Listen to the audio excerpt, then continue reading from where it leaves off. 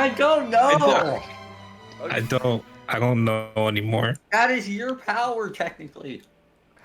Oh, Yeah, I am. you're in control of the entire setup, so. Pretty much, yeah. I give and I take it away. I mean, is there really anything to give? My dick. You were the one complaining about us starting us with porn. Hey, you guys started that. I had to just keep going with that train, alright? Listen, if we're gonna crash into a ravine, we all crash together. Okay? What a brave thing to say while the train is already midair. Exactly. Yeah, you know, I'll let you guys die alone. That'd be nice. While the co-pilot is drinking. Yeah, so, I guess let's just start things off then. Welcome to episode 2 of the podcast. Hooray! Pure professionalism. We made it to episode 2, guys. This calls for a celebration. Oh wait, should I explain what the podcast is? Yes. Is there an explanation? God only knows. We all know. Anywho, welcome to the Socially Awkward Syndicate podcast. Podcast talks about video games, anime, movie, TV, but usually we just get off track and do the and more part. I be Rex. I'm Ness. I am Gobby. I'm Hello. You're not the Goblin? The McGobbins. You're not the Goblin the Nuts? What, is that like a MacGuffin? Oh, fuck is you. he vital to plot progression? Apparently. We need him to progress the podcast. We need him to gobble all them nuts in order to progress. He is the one ring of this podcast. Oh, One God. gobbler of them all. We need to throw him in the Mount Doom. Yeah, we need... Okay, listen. Can I throw myself into Mount Doom? Sure. We're all Go just for on it. one rope Go together. for it. You're more than Alright. welcome. Cool. So, So episode 2 of the podcast. we basically started with smut, self-deprecation, and suicide. Nice. I mean, we are the socially awkward syndicate, not the mentally stable and rational syndicate. Name me one good podcast that doesn't start with that. I mean, come on. Yeah. Yeah. Hey, Rooster Teeth does it all the time. They got away with it.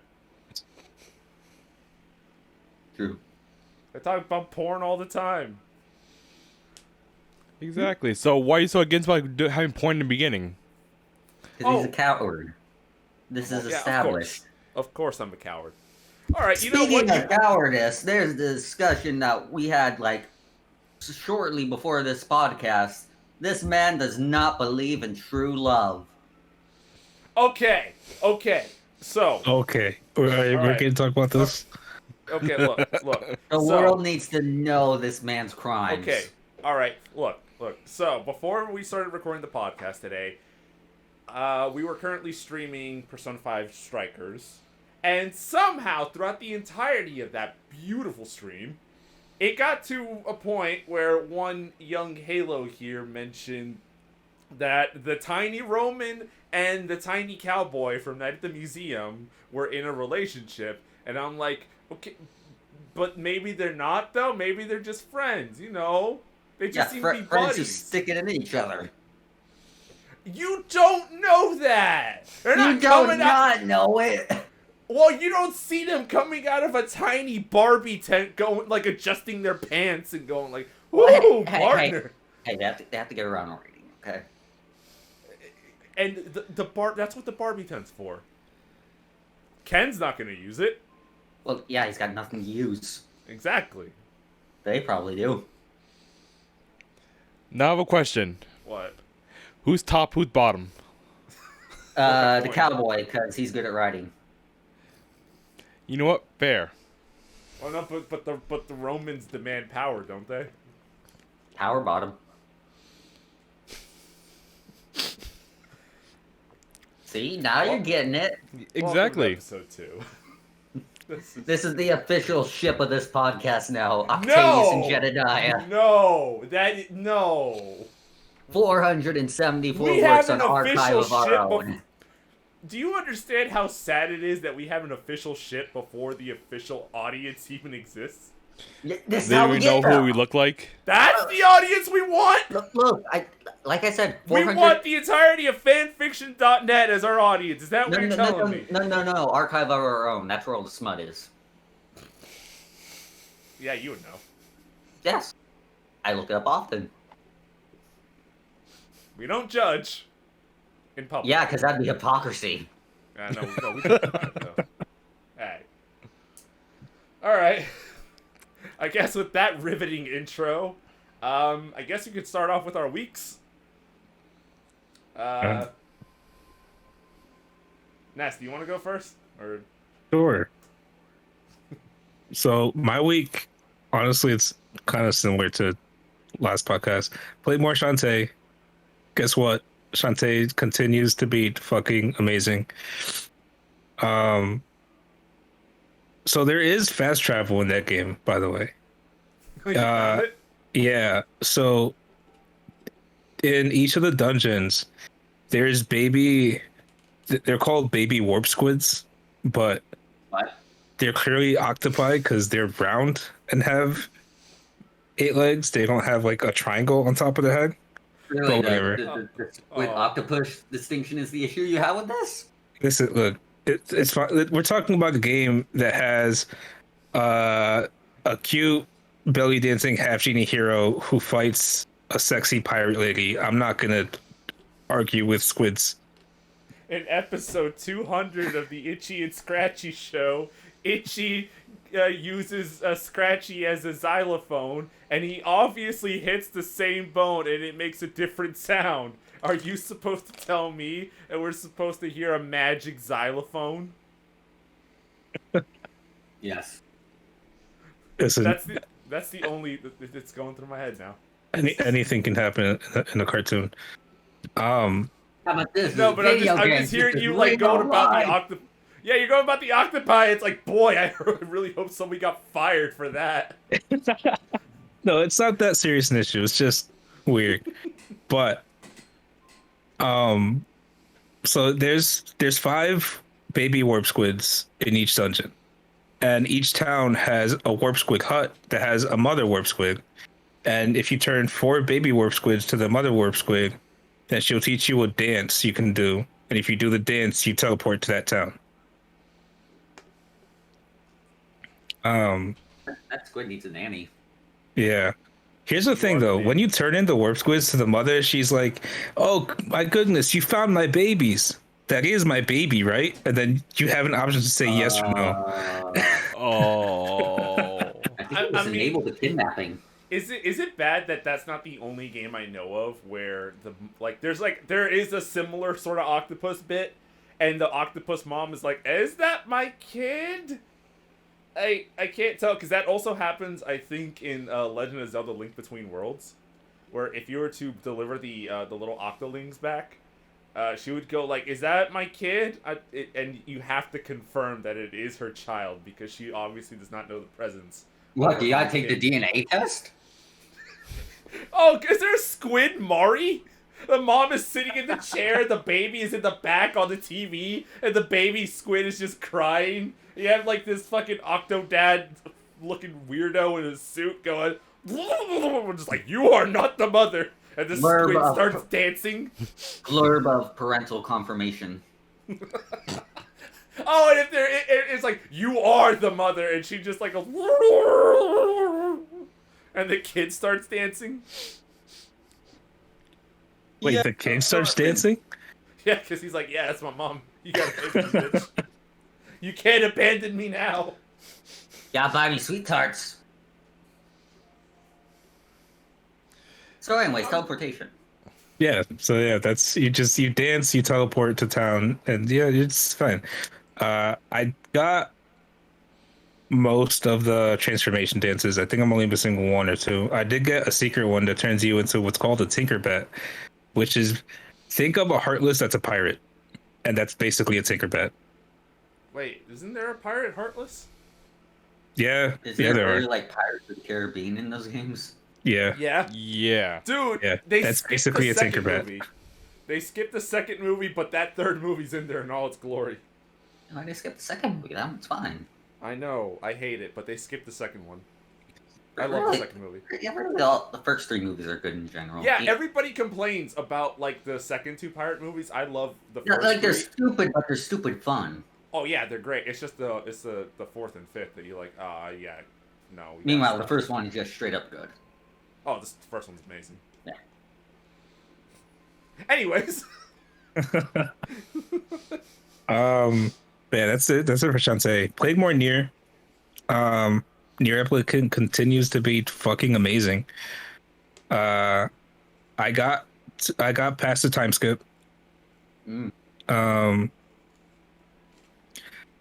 I'm currently at a point where I have to go back to the area because the chief of the area is just like, hey, guess what? We're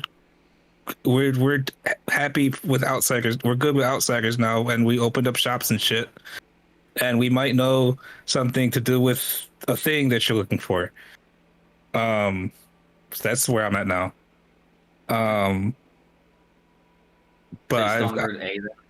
yeah, I'm still on Route A, and I just my last stream was basically entirely side quests, just a bunch of side quests. I finished all the Fisherman's Gambit side quests.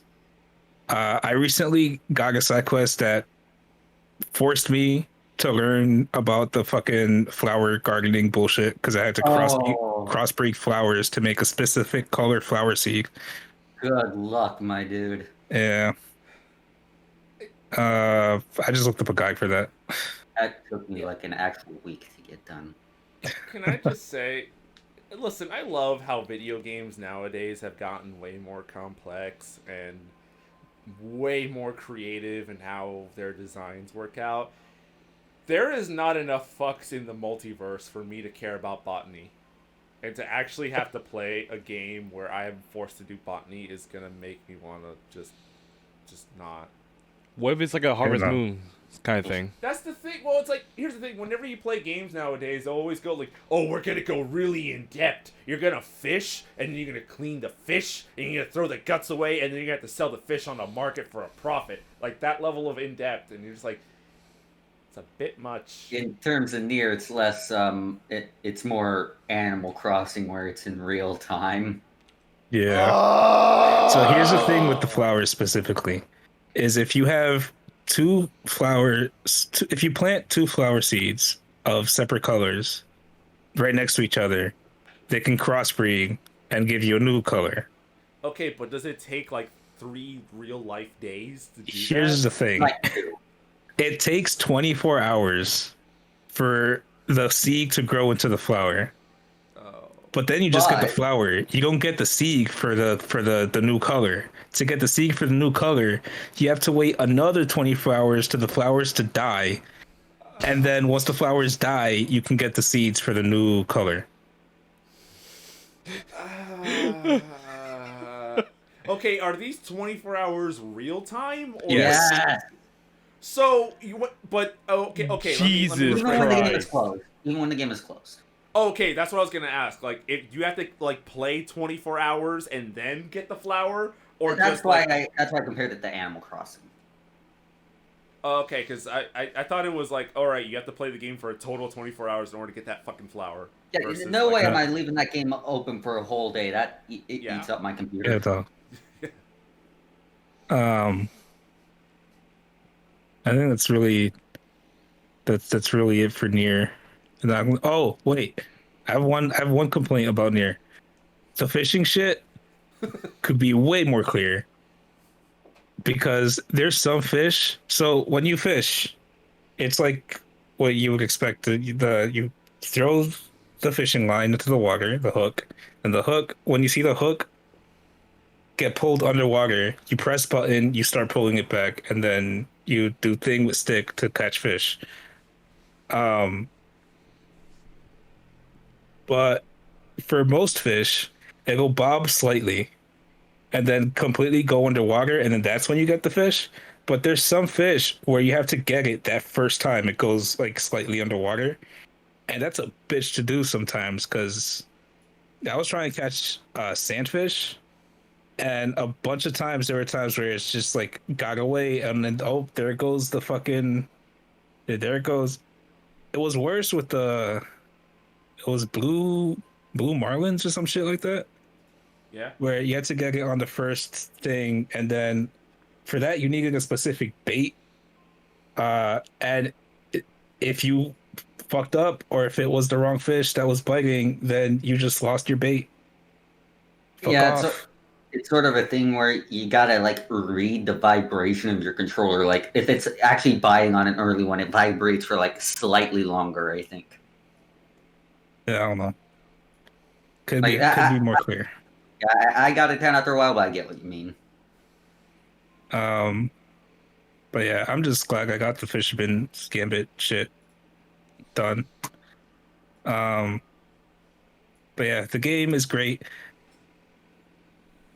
A lot of it's a lot of like depressing moments in that game. Some moments in the Yoko I mean- Taro game, say it ain't I so. mean, it is a is Yoko weird. Taro game, so that's to be expected. Yeah, but yeah, I don't know. It's this game really wants to make you sad. And it works. Yeah, it does. I read the wiki and I got sad. Like Yeah. the fact that it made me feel things even after I pretty much knew the story for years beforehand. Damn. Yeah, So it's like Grave of the Fireflies, or Fireflies, where it's like Fireflies. alright, yeah, it's that. They Where fly you a know lot. what's good, you know what's gonna happen, and it just makes that feeling so much worse. yeah. Like a train wreck. Like you know the train is gonna it's gonna be annihilated, and you can do nothing to stop it. You just And- sit there and watch. And then you gotta watch it again and see like watch the individual mechanisms of the train fall apart. And then you gotta watch the people for the secret ending. Nier's fun. There is. I think that's all I got to say about Nier. I played more Returnal. It's continues to be pretty fun.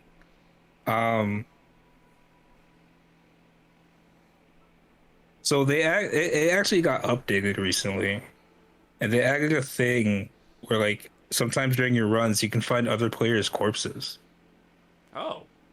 and when that happens, you can do one of two things. You can either salvage the corpse or avenge the player.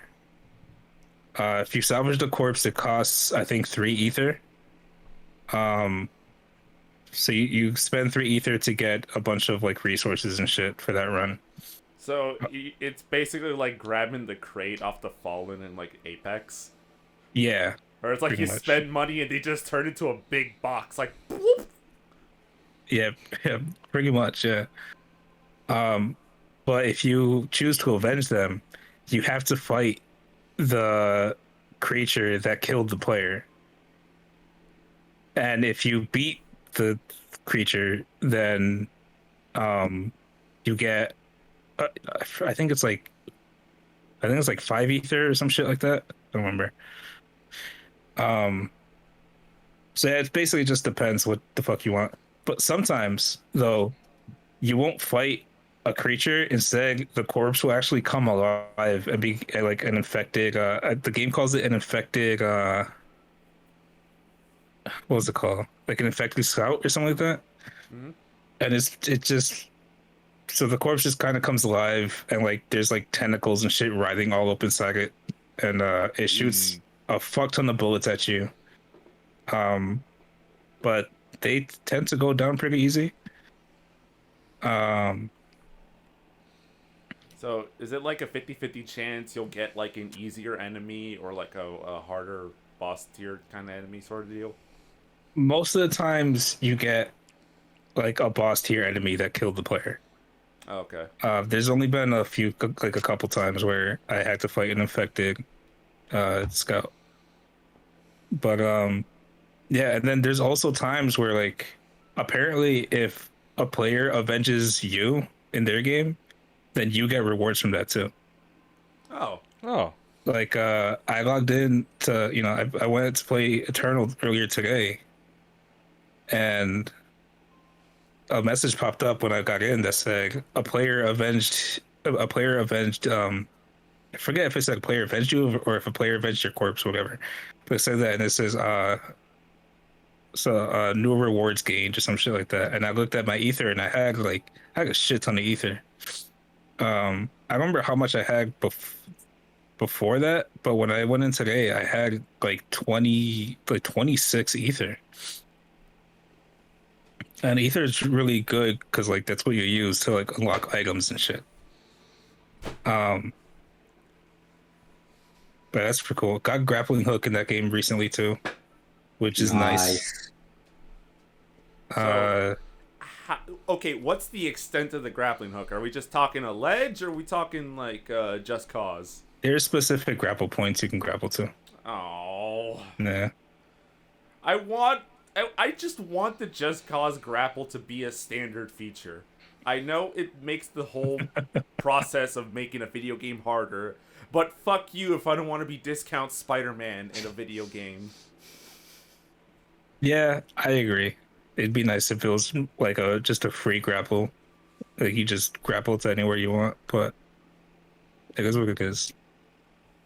Uh, what else I play? Oh, I played the Guilty Gear Strive beta. That shit was cool. Shit was great. Are we gonna talk about Guilty Gear Strive? Hey, you want yeah, fuck it. Let's talk about Guilty Gear Strive. Okay, So, before Strive, I knew straight up nothing about Guilty Gear. After playing the beta, I went out and bought Xrd Revelator because I just needed more Guilty Gear. The aesthetic, It's characters. so good. It's that perfect blend of like edgy goodness. Yeah. That, like, it's that part of deep down in your soul where you're like, oh man, I shouldn't like this, but I fucking love it. Yeah. Like that sort of Devil May Cry feeling. Yes. Yeah. Oh. Yeah. Also, it's got that fucking just like the music and the art style. No one does cell shading like Arxis. Yeah. The art style, the game is beautiful. The music is filled with like the soundtrack for Strive so far. Like it seems like it's just filled with bangers. A bunch of rock, a bunch of metal, shit like that. What is the temperature level of this bull feces? It's hot. Yeah. It's hot. Also, Would you say it's blazing? I say I Roman cancel your bullshit right now. Also, I've been sandbag. Yeah, sandbag all day, every day. So I've been lore diving a lot because like whenever I find a new thing that I enjoy, I tend to just lore dive the shit out of it. Dude, and I've also been looking through like reviews of other versions of the game, like other Guilty Gears, stuff like that. One of the things that I've noticed from people that I have a differing opinion on is the intro. So you know, like how the intro in Guilty Gear Strive, you have this like calm, chill narrator, or it's like I can't remember the whole thing, or it's like mankind fought against themselves, but instead of blaming themselves, they blamed the beast. Yeah, mankind knew they could not change society, so instead, so they blamed the beast, some shit like that. Yeah, heaven or hell, duel one, and then you get that, but it's just like this really calm, like badass voice. Yeah. And for some reason, people are complaining about it because to them it's not as high tempo as the other Guilty Gear announcers, where now that I've played Xrd, you don't get the full speech, you just get heaven or hell, duel one, and like go, and it's like really energetic. I fucking adore that chill ass intro where you just kind of feel this almost like tension building up. The calm before the storm. Yes. Yeah. It's like whenever you start like a rock or metal song and they start slow. Like they'll start like with a really low tone just to get you in, and then hit you. That's the shit I'm in for. Yeah, I agree. I honestly, I get why people are kind of like, why they don't like it as much as some of the other Arxis intros. But I love the Strive round intro. Yeah, it's just it's too good. It's too good. Yeah. Also, character designs are interesting to me because I'm getting. So, my knowledge of fighting games is way more limited than yours. Yeah.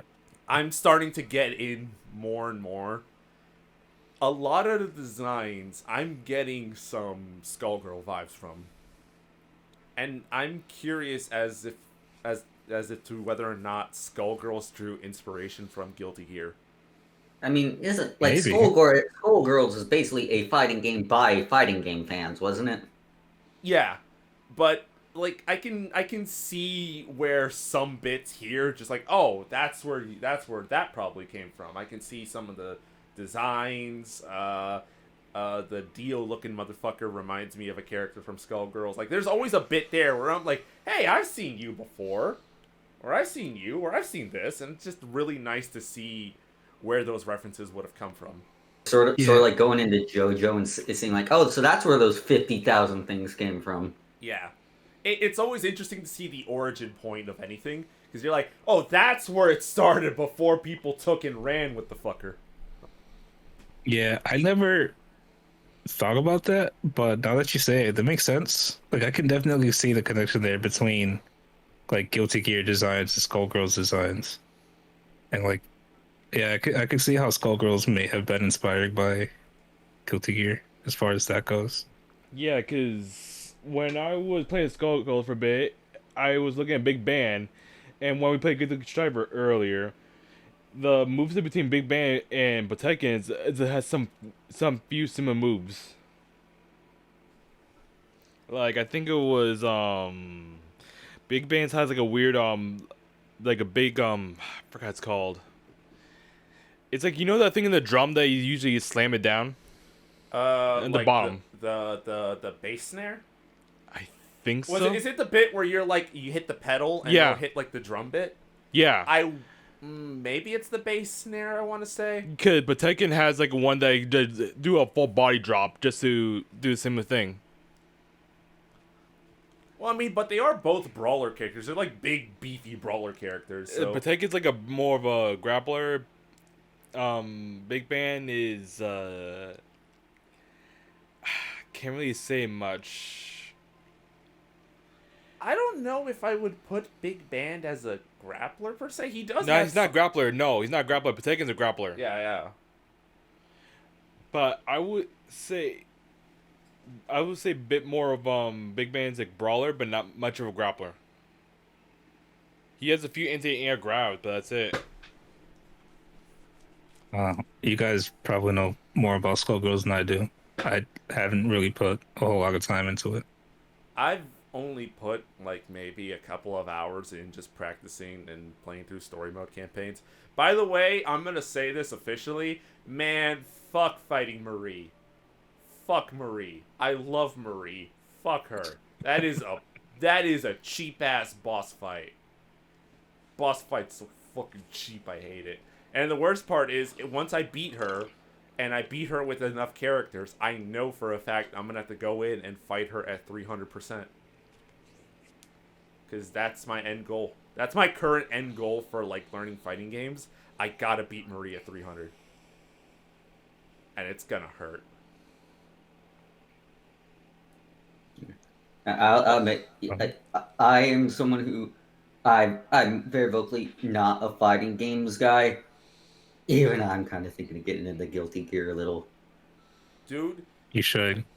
like, I bought... Okay, so I'll be honest. I kind of bought the cheapest Guilty Gear game that was on PSN when I found it. Only because I didn't know if I wanted full in or not. Because there's times where I'll go full in a game where I'm like, oh man, I love it. Boy, I love Destiny so much. I'm gonna buy it day one and play it for a little bit and then give up because, oh wow, that rush died down. Hey, you beat the final boss with me. Yeah, in like 10 minutes. Well, hide in the corner. But like the thing you said about the lore diving earlier, I sort of did a similar thing. I saw like some artists posting Guilty Gear stuff on Twitter. I was like, I want to look up some Guilty Gear lore. Oh, this is cool. Scruffy turtles. Yeah. Yeah. Well, I must know more about this big-titted man. So I did lore diving on the characters that I use the most in the beta and who I'm trying to main as in Xrd. And it's funny because my current favorite is Eno. Fucking love Eno. Yeah, oh my god, Eno's fucking good. I did, according to the wiki, apparently she's one of the harder characters to try to learn. And I can see why, because some of her button combos look bullshit. Dude, just her dash makes her a weird comp. Cause her dash just it's like it goes up. Yeah, like just her normal dash. She doesn't dash straight forward. She dashes at a diagonal upward. Yeah, which automatically makes her different than any other fighting game character I've played as before. So I'm used to having to go into some sort of air combo while I dash just to protect myself a little bit. Yeah. But yeah, this is sort of where my frustration with myself over not being in the fighting games comes from. For one, it's because a lot of people I follow and know are in them, and I don't want to be like left out. But also because what I'm not into with fighting games is purely like on a mechanical side. In general, fighting games seem to have like really awesome characters and stories, from what I can tell, and I really want to get into them, but I'm bad at them. Well, then just get into them for fun, because God knows I'm not going to join a fucking tourney. Yeah, but then people will point and laugh at me. They'll point and laugh at anyone, and guess what? True. Literally 15 years ago, they were the same scrub fucks than we were now. It'll always happen. For fuck's just sake. Takes practice. Yeah, the cycle never ends. You gotta understand. So what you're saying is eventually I'll be able to point and laugh at them? Yes.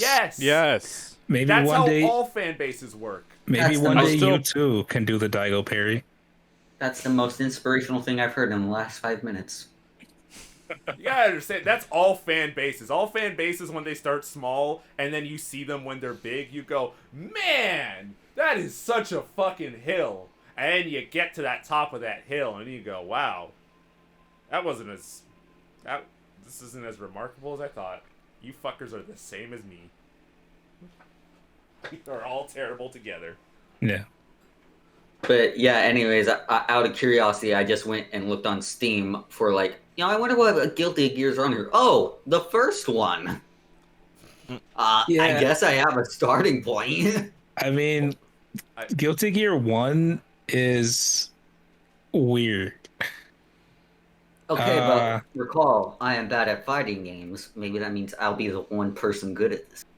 That's fair. That's fair.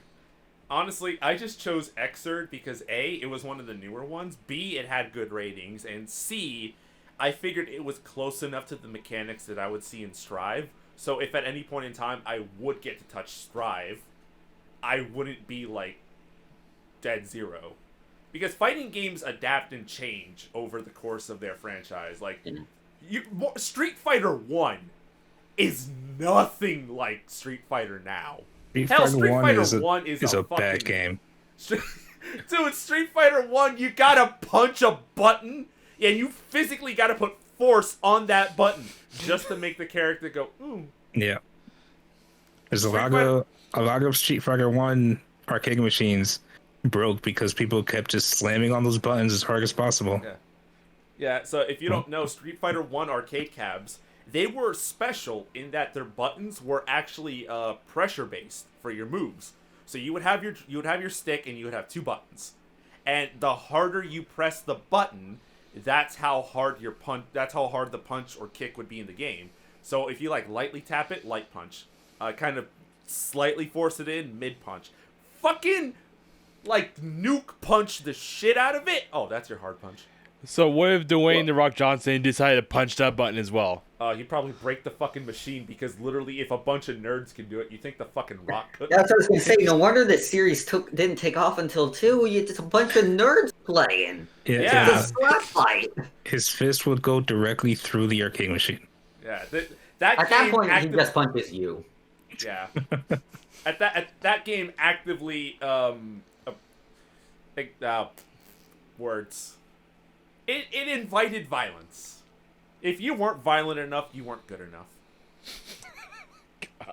Actually, this discussion does raise another reason why I don't get into fighting games too much. Is that when I want to get into a series, I do kind of want to get in from the beginning if I can. And with fighting games, usually instead, what people try to do is just get the latest release or whatever the one everyone is playing is. Yeah, see, the thing about fighting games is mechanics change over time, and mechanics you would have learned in one game for one character might be radically different in another game. Like, Chun-Li changes quite a bit from game to game. Like, she's like, as an example, Chun-Li tends to change quite a bit from game to game. dude, I think half the roster changed just in the time period that Street Fighter 4 existed. Not to mention some of the story does change a bit. Yeah. That's another thing. I want to follow the story from the beginning, but yeah, it's like, but they'll all right. retcon their history. Yeah. So, But I want to see the retcons. Do you really though? Yes. I mean, here's the thing: especially if you play like fighting games from like the PS1 and maybe the PS2 era, is like even if you put the game on easy, that shit is not easy. Yeah. So what you're saying is, if I get Guilty Gear 1, I'm just going into the deep end. Heaven or hell. Yeah. Doesn't matter. Honestly, yeah. Hell or hell. You know what? Screw it. That's reinforced my decision even further. Now I'll come out even more powerful than any of you. Actually, I do have something that might convince you. So my current favorite Eno is a rocker girl, a rocker witch to be precise. Go on. All her attacks use a guitar, music. Okay, remember what's her face from Devil May Cry 3? Nevin? Yeah, Nevin. Imagine her as a fighting game character. Sold. Yeah, I know it. Yeah. No, this game- Eno's great. Yeah, Guilty Gear 1 is just like $10 on Steam, so I might as well just try it out at the very least. Yeah. Yeah, $10. Yeah, $10 is definitely worth it.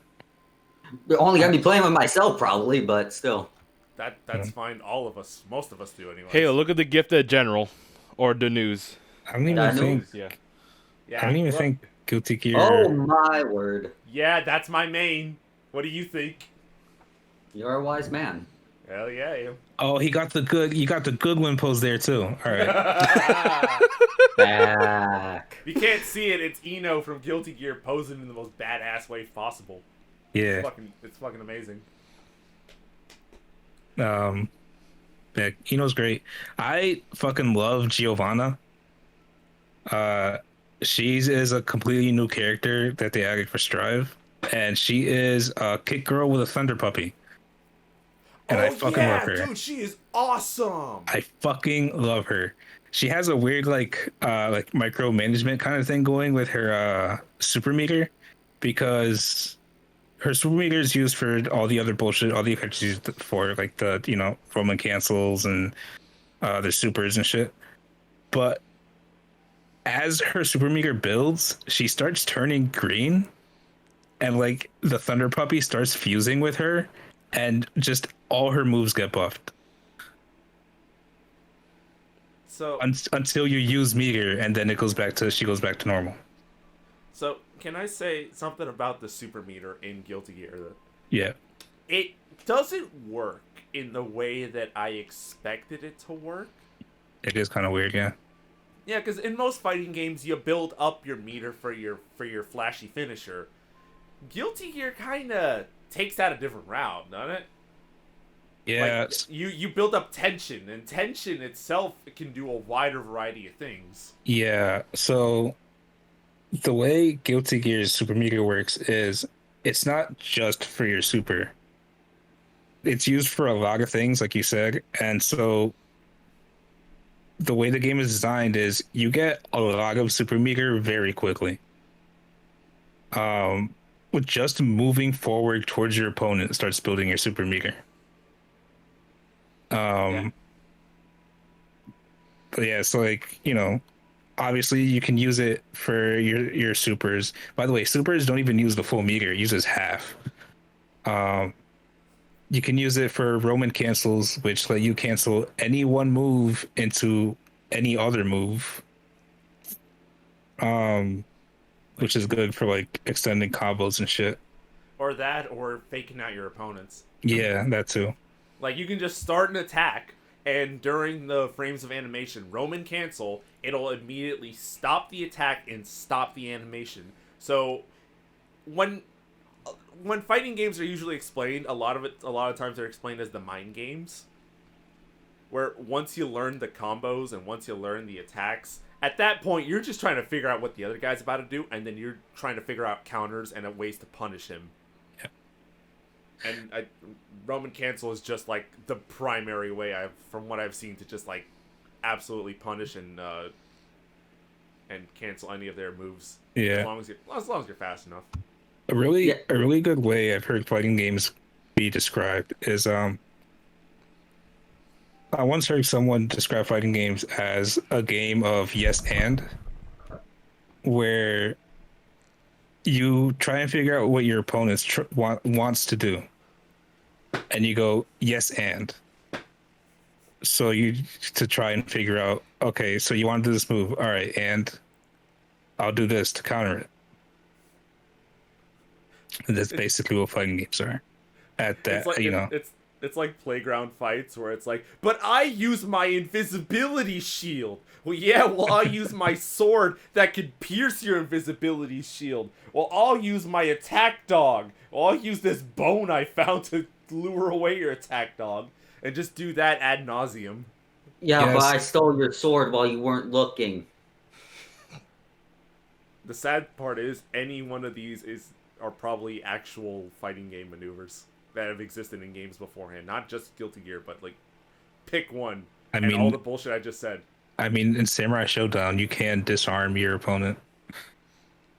Like, you can just take away your opponent's sword. Dude, Sam Show is a different beast altogether. That is It's the opposite that you want to do, Rex. Yeah. See, from what I know, that game isn't it basically like the quick draw duel of fighting games? Yeah. Yeah. Yeah. So, Sam Show requires you to be more on a defensive strat, which is terrible for me because I tend to rush the fuck in. I want to close the gap. So already that's like ooh. So the way I've heard I remember when Sam Show first came out, Maximilian Dude described it as the complete opposite of Dragon Ball FighterZ. Where if you have a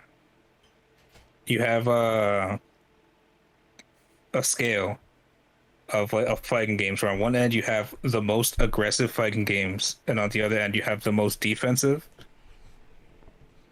Dragon Ball FighterZ is all the way on the most aggressive, and Samurai Showdown is all the way on the most defensive. And that's pretty accurate. Yep.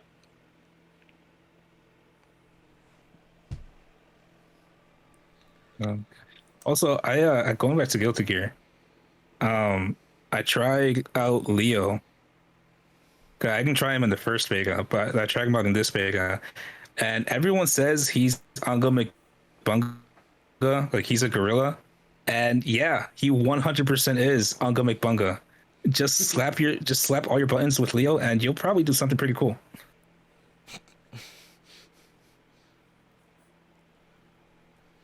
He's Leo's probably one of the most beginner friendly characters, I would say. And then of course you've got Soul, who is the Ryu of the game. He looks cool. Yeah, dude, his name is Soul Bad Guy. Pretty cool. I'll be honest. Every time I play as him, I never say bad guy. I always say it like Badgie from one of the Muppets movies. Pretty stacked, huh? Yeah. One thing I just remembered, another thing that kind of got me into, I want to play this, is while I was looking into the Guilty Gear stuff, I discovered what might be my favorite, like, instant kill attack in anything ever. And dude, instant kills are great.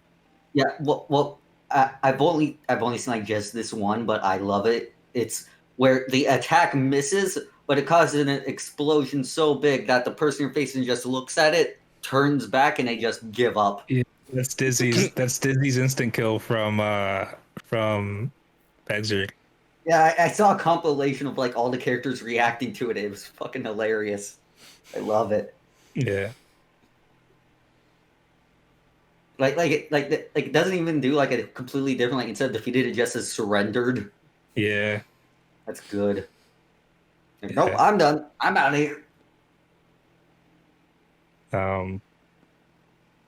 Yeah, no, Dizzy's great. Honestly, the instant kills like that have like unique shit for like the different characters you're doing. Like it's cool to see them how they work on different characters because of shit like that is really cool. Faust usually has shit like that as well.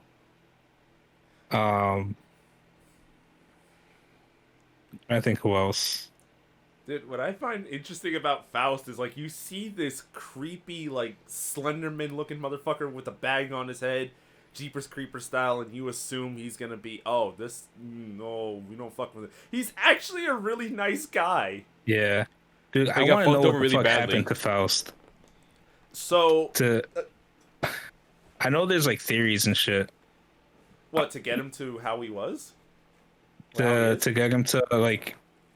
how there's theories of like because like how he is in even like to how he is in Strive, he's very like the way he looks anyway is very different. And I want to know what the fuck happened to him. And there's theories that there's a theory I think makes a lot of sense is in Guilty Gear. In Accent Core, there's a character named Zappa, I think his name is, where he is. The entire story in that game is he is constantly being possessed by ghosts, and his entire moveset is him being possessed by ghosts and like his body being contorted and him like, and like his ghosts doing like weird shit. And then. In Guilty Gear, in the story of Guilty Gear, I forget if it was Exarch Sign or Exarch Revelator that this happens, but Faust actually meets up with Zappa because like they're trying to figure out what the fuck is happening, and Faust mentions something of like wanting to try and figure out how to cure Zappa's bullshit with ghosts. Yeah. So there's a theory that Faust, to try and figure out a cure, may have implanted a piece of Zappa's skin into himself, and that's drawing a bunch of ghosts to him now. And that's why he's the way he is in Strive. Which I think makes a lot of sense. But I want to know, like, I want to see the actual story and see what's up with that shit. But yeah. I will say there, at least one thing that does make it sort of hard to get into the series is that I constantly have to like pull up a list of all the games in the series. Like, which order is this in? Yeah, except Guilty Gear especially is like super weird because Guilty Gear 2 titles tell me anything about the order. Guilty Gear 2 is like the third or fourth game in the series. And I was like, what? It's the Halloween of video games. Yeah. And isn't one of them like not even a fighting game? That's Guilty Gear 2. Guilty Gear 2 is like an action RTS. What? Yeah. How the fuck no? Guilty Gear 2 Overture was like an action RTS kind of thing. That's like if you made Street Fighter 6 and it's just an RTS of fucking what's his face trying to expand the Empire of Shadowloo. Bison. Yeah. It's a bison simulator trying to make more bison bucks. Yeah, and that game's still canon, by the way. That game is 100% still canon because yeah, it's too. Yeah. Hey, Halo, Devil May Cry 2. Yeah, it's a fuck, but it's still canon. Is it though?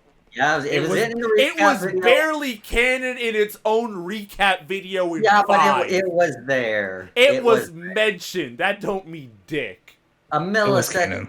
Also, Lucia's Lucia's in the fucking prequel novel Yeah. for DMC5. She That's how is? yeah, that's like story how Dante got Balrog, right? Yeah. Huh. I did not know that. And wasn't in that story isn't like Lucia like super thirsty for Dante? Yep. And he's like, not having any of this. Yep. It's like, oh man, not you too. Damn it, is everyone... No. These Lady. pants are stapled shut. Hey, no way. Friend. Royal Guard my way out of this. The ultimate royal guard is abstinence.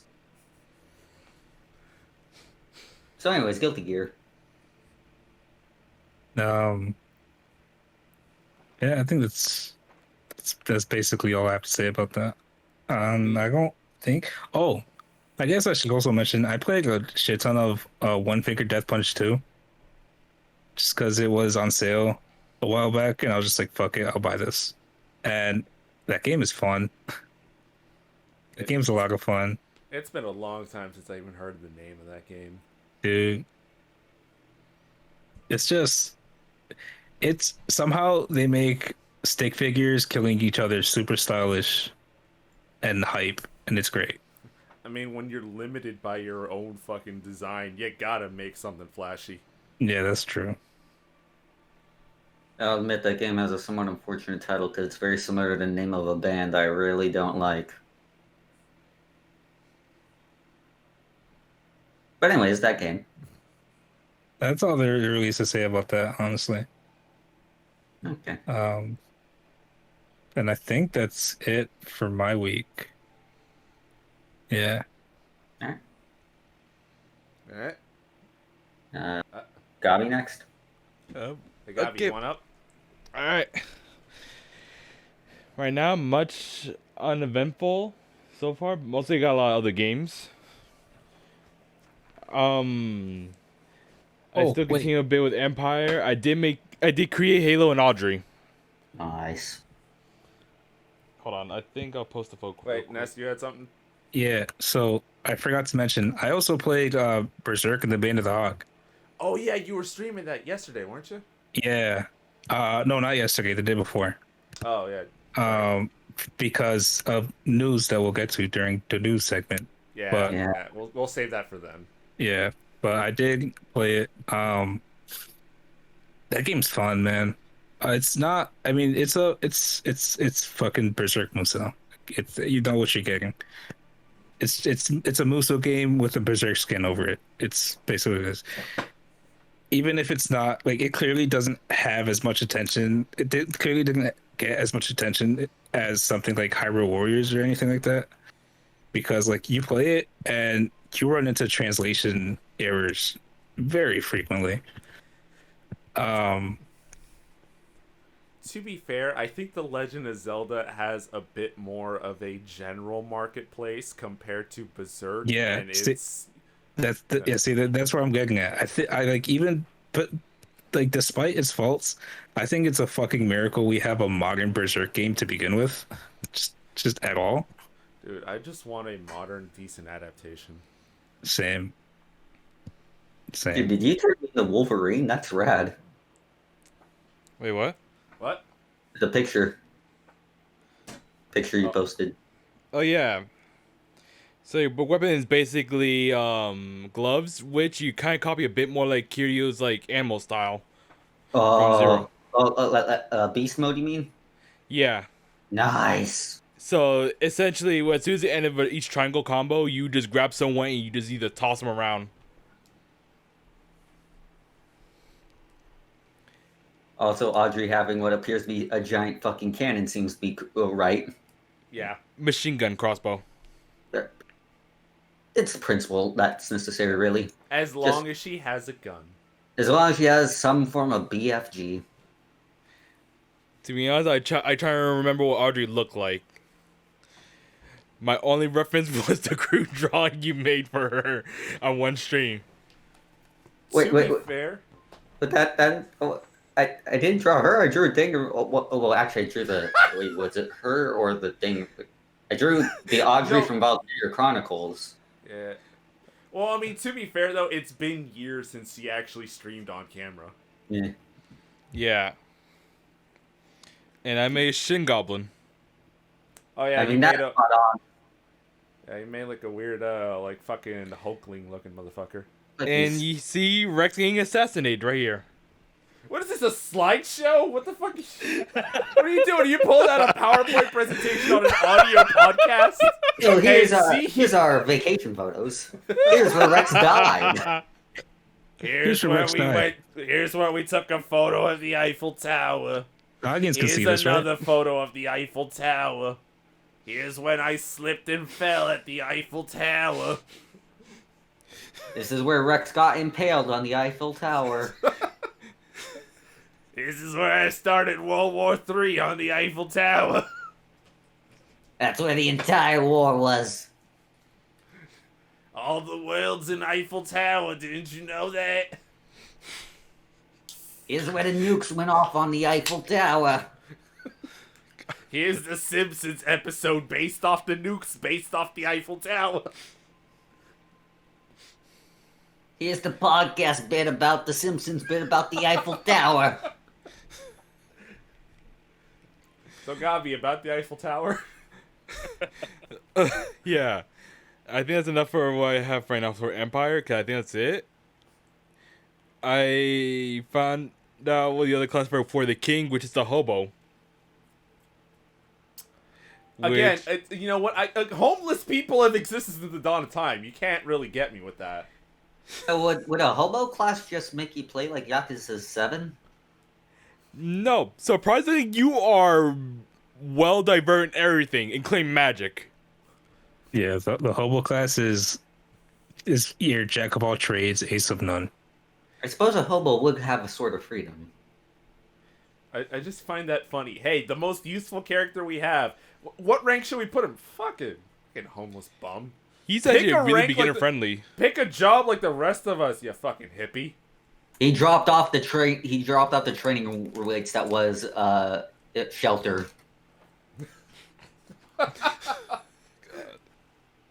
I don't need this where I'm going. A clean battle's only holding me back. Shit, my magic wand broken. I gotta switch to a sword. I'm diverted enough for this. Wait, you have enough money to own a sword? You don't have enough money to own a house? Apparently, you have millions. You have plenty of coin to buy weapons, but you can't afford a home. Well, yeah, because then you lose your hobo powers. How else are you gonna get the weapons if you're too busy paying for a house? Exact. Make a house out of weapons is what I'm hearing. God, that would be a one terrible tornado. That's fine. Either you die or the town dies. I see this as an absolute win. That turns it from a tornado into just a giant version of the Tasmanian devil. No, that's just a general tornado in the Berserk world. Mm. It's like, oh no, there goes another weapon tornado. Now you just see the whole tornado turning red, slowly. The tornado just grows eyes and glares at you. Will it blend the medieval edition? Will this 13th century medieval town blend? Let's find out. Let's chuck this chick in his wind tornado. Let's find out. Okay, but can the hobo fight the tornado? The hobo can fight whatever he wants. Yeah, Pretty jack of all much. trades. He just can't beat it. But can he at least fight it to a standstill? Sure, but he has to be like top tier class So- hobo. Listen, hobo is like Batman. You give him enough prep time, he can take care of anything. Pretty much. I mean, Batman is sort of the opposite of a hobo. Well, no, he acts like a Right. hobo, but he's like one of those preppy hobos. He could be Captain America if he wants with the trash lid. He role plays as a hobo, so live vicariously. Yeah. Exactly. Alright. And the next game I actually played and beat was Death's Gambit, which is also a Souls game. With the weirdest theme a little. bit. Wait, the what now? Weirdest theme change up. Oh. Because at first it started as like a fantasy. Mm-hmm. Then out of nowhere, I end up stumbling butt first into a Bloodborne. a older shit.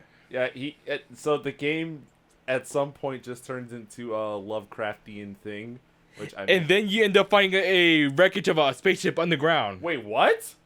There's Yeah. aliens? A spaceship I think- underground. I Yeah. just I got that wrong. You find robots under there.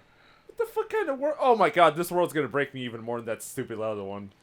And then out of the spaceship come gladiators. And one wouldn't be Aztec guy surprised. who's just really confused. At one point, I end up finding a space mage. Show me the universe, and I'm finding one wrong universe somehow. I admit, I'm not a big Souls guy, but this sounds awesome. It's surprisingly easy for a Souls game, surprisingly. But the tone shifts you're describing, it almost sounds like someone just reaching into a toy box, grabbing whatever toy to get, and this is what you're fighting now. It's like when you're a kid and you can't afford the complete action playset, so you just make up what you can with some other toys you got. Or it's like, all right, we got G.I. Joe, we got Toy Story's Buzz Lightyear, we got Pikachu, we got Batman, and we got Lightning McQueen. That's exactly what I was thinking. And now they're all gonna fight fucking Gundam. Go. You already see gameplay of it a bit while I was playing it before. Yeah. So the game has this it's a 2D game. Oh. It's not Bloodstained per se. But she gives me some of them Bloodstained vibes. Again, it doesn't look like Bloodstained, but I'm getting some of those like Because you see the boss fight I was doing. Yeah, I'm getting like some Bloodstained vibes off that game. Like something about it is like triggering that part of me, and I'm like, ooh. It has a weird Metrovania kind of thing. Yeah. Ooh, I'm getting sold more and more. I think that game's on sale, I think. But not at the time of this podcast. I don't even know. I don't Don't remember promise sale items for things that we record. Well, I promise right now Halo right now. It is not on sale. Well, shit. Steam at least. Maybe you're on something else. So what I'm hearing is never promise anything on sale, otherwise it won't be on sale. So maybe it will be on sale when the podcast comes out, you genius! Exactly. Let it be a surprise. It'll be a surprise for all. It's a prize from all. Fucking 5D chest podcasting here. Okay. And let's see, the other game I played was Red Faction Guerrilla, Yo! which is a nice. That game's awesome. It is. It is. I played on the PS3 a while ago, and I just rebought it because it was on the retro sale. Game is Until one of my favorite terrorism simulators. until Gobby told me about the game and he asked me if I had a copy, I wasn't sure I had one. Sure enough, it's on my shelf untouched. You should play it. I bought it like almost 7 years ago. Haven't even touched it. There's so many PS3 games that I own that I haven't even. I'd like to say on Steam there is a version called Red Faction Guerrilla Remastered. Yeah, that's what I that's the have. version Gobby's playing. Nice. Really nice game. I played the second one on the PS3, and now I'm trying to play it on the PS4 right now. From what I recall, I remember not too many people being a fan of the second one. Correct me if I'm wrong. Wasn't there a version on like PS2 or like an old PC version, like from 2005? I think there's Red Faction 2, then Red Faction Guerrilla, and then Red Faction Armageddon. Yeah, I think Guerrilla were the ones people liked. Yeah, Armageddon is the one I remember the most, and that's only because back in the day, when I was a film student, there was a channel I used to watch on YouTube called Freddie W, and they partnered with I can't remember who made Armageddon, But they got bit. But the company gave them the rights to use Mr. Toots, which was like a secret weapon in Armageddon in one of their videos, and that's like the full extent of all I know of Red Faction.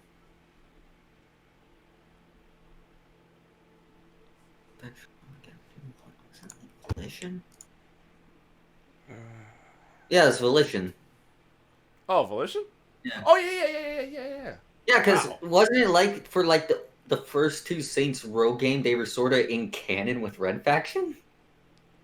Really? Yeah. Cause what's his face? The Syndicate. The Syndicate's in Red Faction, isn't it? No, it's Ultor in the second Oh, game. Altor. Sorry, yeah, Yeah, Altor. yeah. Sorry. Ultor are like the guys who are in charge of like of Mars in like either the first game or Oh yeah. So it's like, hey, this is how they rose up. But then the later games of Saints Row showed there's no way that could be canon. Hmm. Cause that's And- so many years in Well, the future, and until they also got screwed diverged from over the timeline. badly. I think that you can also like in Gorilla you can find like a audio log of like Shandi. Huh. So yeah, they were intending them to be sort of like connected, and that just changed. Just changed out of nowhere. Oh, I guess it changed when the series died. As Shit. it tends to do. Yeah. And then they don't get revived, and it'll die again. But anyways, yeah, Red Faction Gorilla is awesome. Has like some of the best destruction physics in any game. It's been a long time since they've been seen the good destruction physics. Hmm.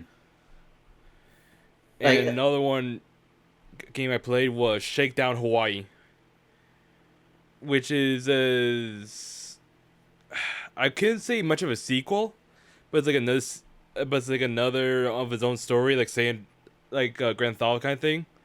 Was Retro City Shakedown. Oh well, no, Rampage. Oh, Rampage. Oh, was like- so it's sort of like a top-down open world thing. Top down world like GTA 1 and 2 Yeah. kind of thing. All right. Really nice game, has so many, like a shit ton of references. You're basically playing as an old guy that was still reliving the old days, like video rentals, video rentals and all that sort of stuff.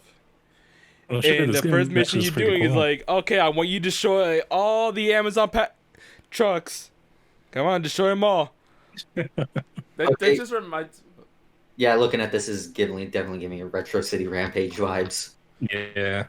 You mentioning that just reminds me of that one mission from Simpsons Hit and Run where Marge has to destroy all the fucking Bone Storm boxes, and she's like running over this poor truck, just trying to destroy all of its merchandise, but just turned that into a video game.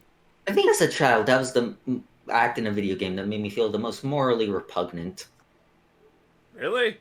Not running over the old people, Nah. or I say that repeat- back when I played Knights of the Old Republic as a kid, I totally went dark side. But not shaking down the video games. That's too much for me. As a gamer, Marge has offended me. I mean, but is Bone Storm that good though? That's the thing. You got I'll never know. well, it's better to have never loved than loved and lost. Fuck that! I want to play video games. But what if it's bad though? You put all that time and hype into nothing And make people laugh. at your pain. Yes. Yes, but then they might pay me money. Maybe Have they before? sometimes. I haven't seen most- it yet. Mostly me. I haven't got paid once yet. Been like an affiliate for like a year or two by now, and I haven't gotten paid me once. You'll get there eventually, Sonny. It'll happen one day. Yeah, well. I need to Oh, hit one the day. threshold before they Like- can pay me. I guess you gotta do the same thing what Rex did, and I sing and dance. I gotta drink the soda. Yeah. That'll do it. You gotta drink disgusting sodas on camera. I recommend the ranch soda. You love it. I God, already that shit is just floor cleaner. That shit is horrifyingly. It's just. God. Hey, if there's anyone who watches this podcast but doesn't follow my stuff, give me money, please. Yeah, anyone who specifically watches an audio-only podcast, Well, by you put it some on YouTube, by screw some miracle, you were able to visualize an audio-only scenario. Congratulations, you either are Daredevil or Jesus. But visualize that in your hands you have your wallet. There's money in it, and you are giving it to me. You just see the vacuum just going out, and you, from their own computer, just sucks it all up from the wallet. Halo's just coming around with that fucking with the church basket. And when they say they have one cash, they don't even cash at all. You just bring out those special little machines. It's like, I don't have a credit card. Oh, we also take checks, and you bring out the old like the check printer. I take cash, credit, or bags of sweet tarts. Or pizza. Yeah, And he'll love cheeseburgers. He definitely love cheeseburgers. Yeah, cheeseburgers. I will Take cheese. peel the cheese off. Fucking lunatic. I don't understand your problem with cheeseburgers. Yeah. Because the burger was Are we fine talking already, about it this? doesn't need Let's to- talk about this. Fuck it, let's go. It's extending my Hey, day. Halo, Let's go. why do you hate cheese on burgers? Cheeseburgers But you are love cheese delicious. on tacos. No, I don't. I just want I like meat in my tacos. Why not cheese? I don't want the cheese. Why not? What? Cheese, Why not? Cheese is good. What do you have against cheese? Yeah, I don't. I actually like cheese, just not in those foods. But the cow sacrificed itself for you to be able to eat it. Would you not partake of all of its blessings? Yeah, I'd rather put on something I like some nachos, maybe. Not, In fact, sometimes I have nachos with taco meat in them, and those are good. that's what a fucking burger is. Pretty much. Nah, but the cheese, I like the cheese there. It's melty and spicy. That's what it is on a burger. Nah, It's the same fucking thing. You just replace tortilla chips with bread. nah. It's the same grain. So, Those are- honestly, even when I go burger joint, I'm probably just gonna get chicken nuggets anyways. And so continues the eternal struggle of getting a man to understand why in the holy hand grenade of fuck he's just wrong. Nah, I understand I'm the only sane person here. The only sinner, yes, of course. The biggest sinner. Yeah, I'm down with the devil. I'm throwing Even up the the devil whole. won't touch it. Hey Gobby, do you got anything else after we just kind of sidetracked the whole bit? Because, Again? I pre-order Biomutants. A what? Biomutants. The hell is that? There's never Oh, there's- Biomutants. I heard. Yeah. I have headphones on, and we're in the same room. So when I hear him talk, I can only hear like every third syllable. So I heard Babbyus. I heard bow mutants. yeah. Sound mutants. Yes, perfect sound mutants. Biomutants is part of the news. We'll get to Biomutants in Yeah. soon. And I think that's it for me. Alright. Good though. I guess I'm next then. Yeah. Yeah. All right, so my week was pretty, or well, past 2 weeks, I guess, since bi-weekly podcast, but been pretty all right. One first things I did, like in fact, like a day after the last podcast, is watch the first two Terminator movies. Nice. Well, Nice. I rewatched the first one and watched Terminator 2 for the first time. Those are Wait, some yeah? good movies. You haven't seen Terminator 2? I have now. Okay. Question.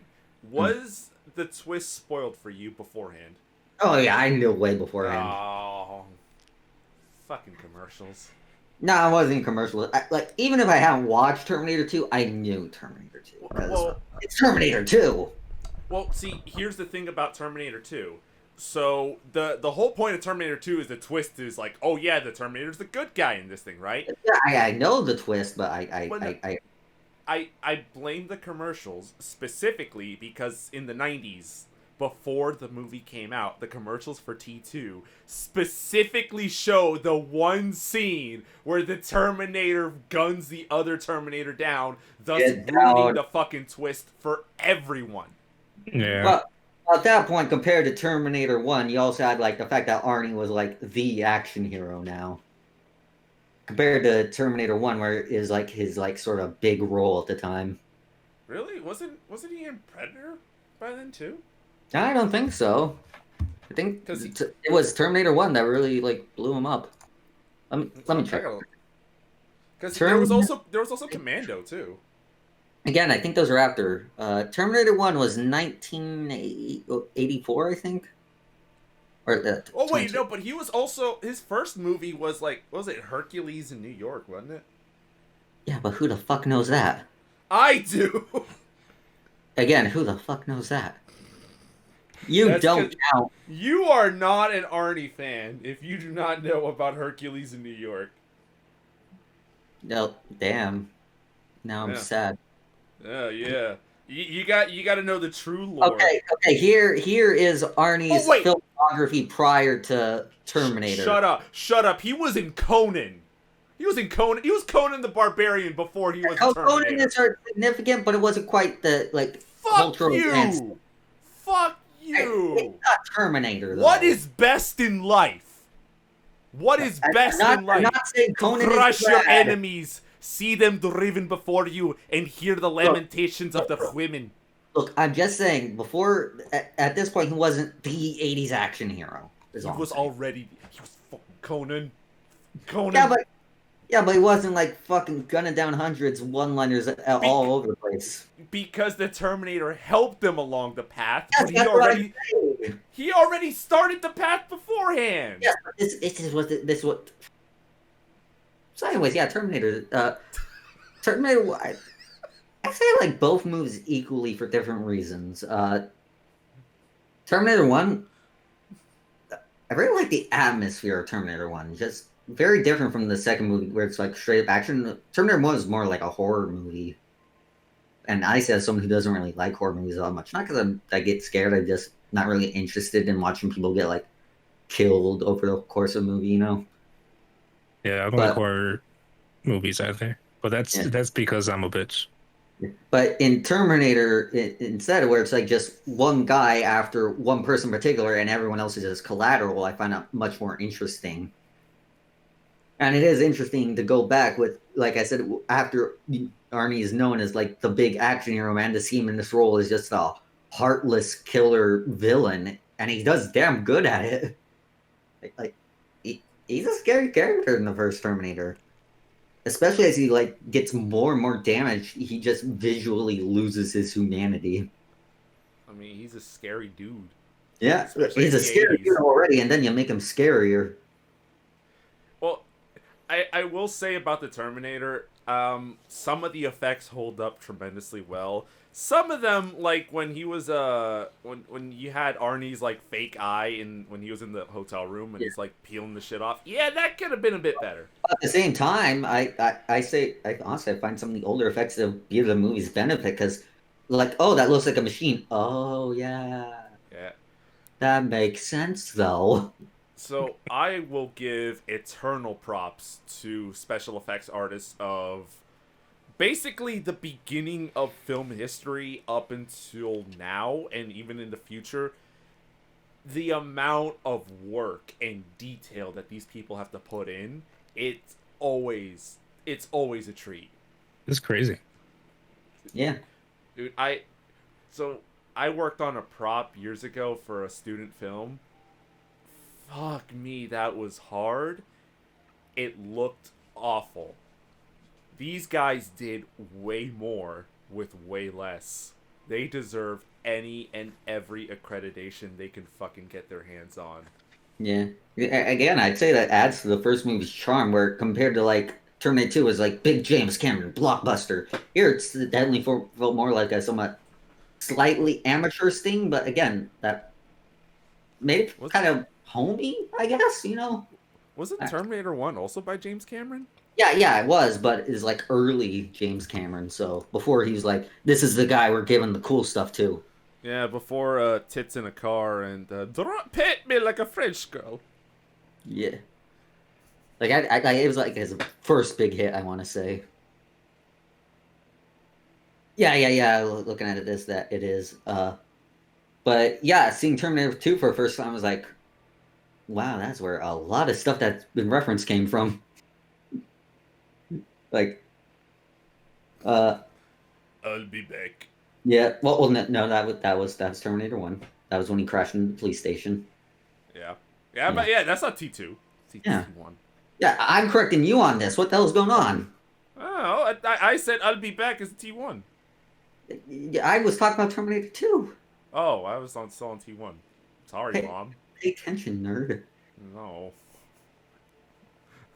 But yeah, in comparison to where like Terminator 1 was this really good like suspense.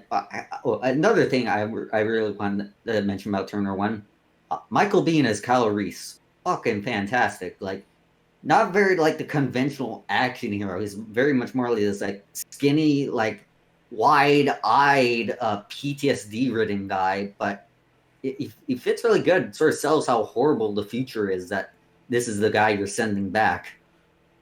And we never get a guy like him ever again in the franchise. Yeah, there's a reason I stopped that too.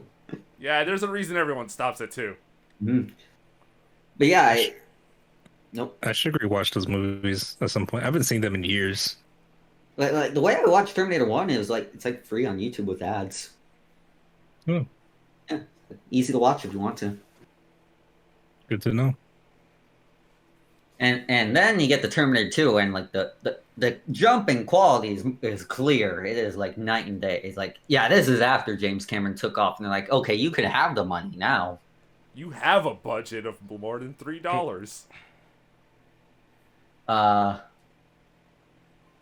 Yeah, Terminator 2. Well, first off, Robert Patrick as the T-1000, fantastic. Iconic. Yeah, he manages to capture like the inhumanity of a machine in a different way than Arnie did in Terminator 1, but in a way that it works just as well. Like in Terminator 1, Arnie was clearly acting machine-like. In Terminator 2, Robert was like a machine trying its best to be human, or like what it thinks a human is. It wants to be seen as human, and that makes it just that much more scarier. And again, going back to those older effects, the T-1000 effects still hold up pretty damn good. Like they definitely look dated, but I don't think they look bad. No, and this was what T1 came out a couple years before Jurassic Park, so this was before they actually got. So I'm gonna nerd out a little bit on tech back in the day. Basically, it took a lot of work to get that done.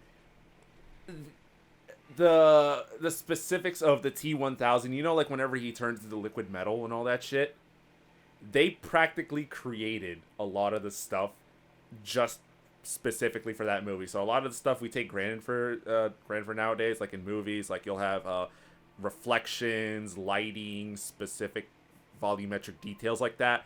A lot of that shit was pioneered thanks to that movie. Yeah, I can see a lot of stuff being like pioneer things in this movie, or hell, and I did look up like a bunch of behind the scenes stuff because I had fun with the movie. I want to learn more. That scene with the helicopter going under the bridge, that was 100% real. Like that's just a stunt driver or just pilot just being like, yeah, I'm awesome. It's just another day for me, another paycheck. And apparently, like, no one wanted to film it because, like, no, you're gonna crash. So the camera's like, fuck it, I'll film it. No, fuck you, I'm awesome. I'll watch this guy ain't bite it. A lot of filming back then was like, all right, how can we fake this to make this? Or, hey, we'll give you an extra $50 if you'll, like, jump off this 30-foot story building and land on cardboard. Joke's on you. I'm an Ace Combat protagonist. Joke's on you, I'm poor. I can do any... He's the hobo class. There you Do go. anything for $50. Yeah. We're bringing it back. We're bringing it around. Hey, Yeah. it's no longer the dissonant podcast where we immediately get distracted about everything. Everything had a purpose. Exactly. Ness We gave the hobo spread all the $40, and that's how you seeds. appear in the game. We spread all the seeds, And like Kingdom Hearts, we watch this story fumble into a mess that somehow makes sense in some areas and just shits the bed everywhere else. All right, that's right. Gobby just reminded me that actually is how we unlocked the hobo class because I gave the hobo money. Makes sense. Hey, you're cool. Get in. Is that Rusty Needle? We could use that. You know, we could use a man with your talents, money. Yeah. And in contrast to Robert Patrick as T-1000, Arnie as the new Terminator as the good guy, he does good at like capturing the same machine-like feel, but more in a more heroic feel compared to the first movie. Like how even like the injuries he sustains are much less ugly compared to the first movie, so it looks more like cool battle scars instead of dying Dracula.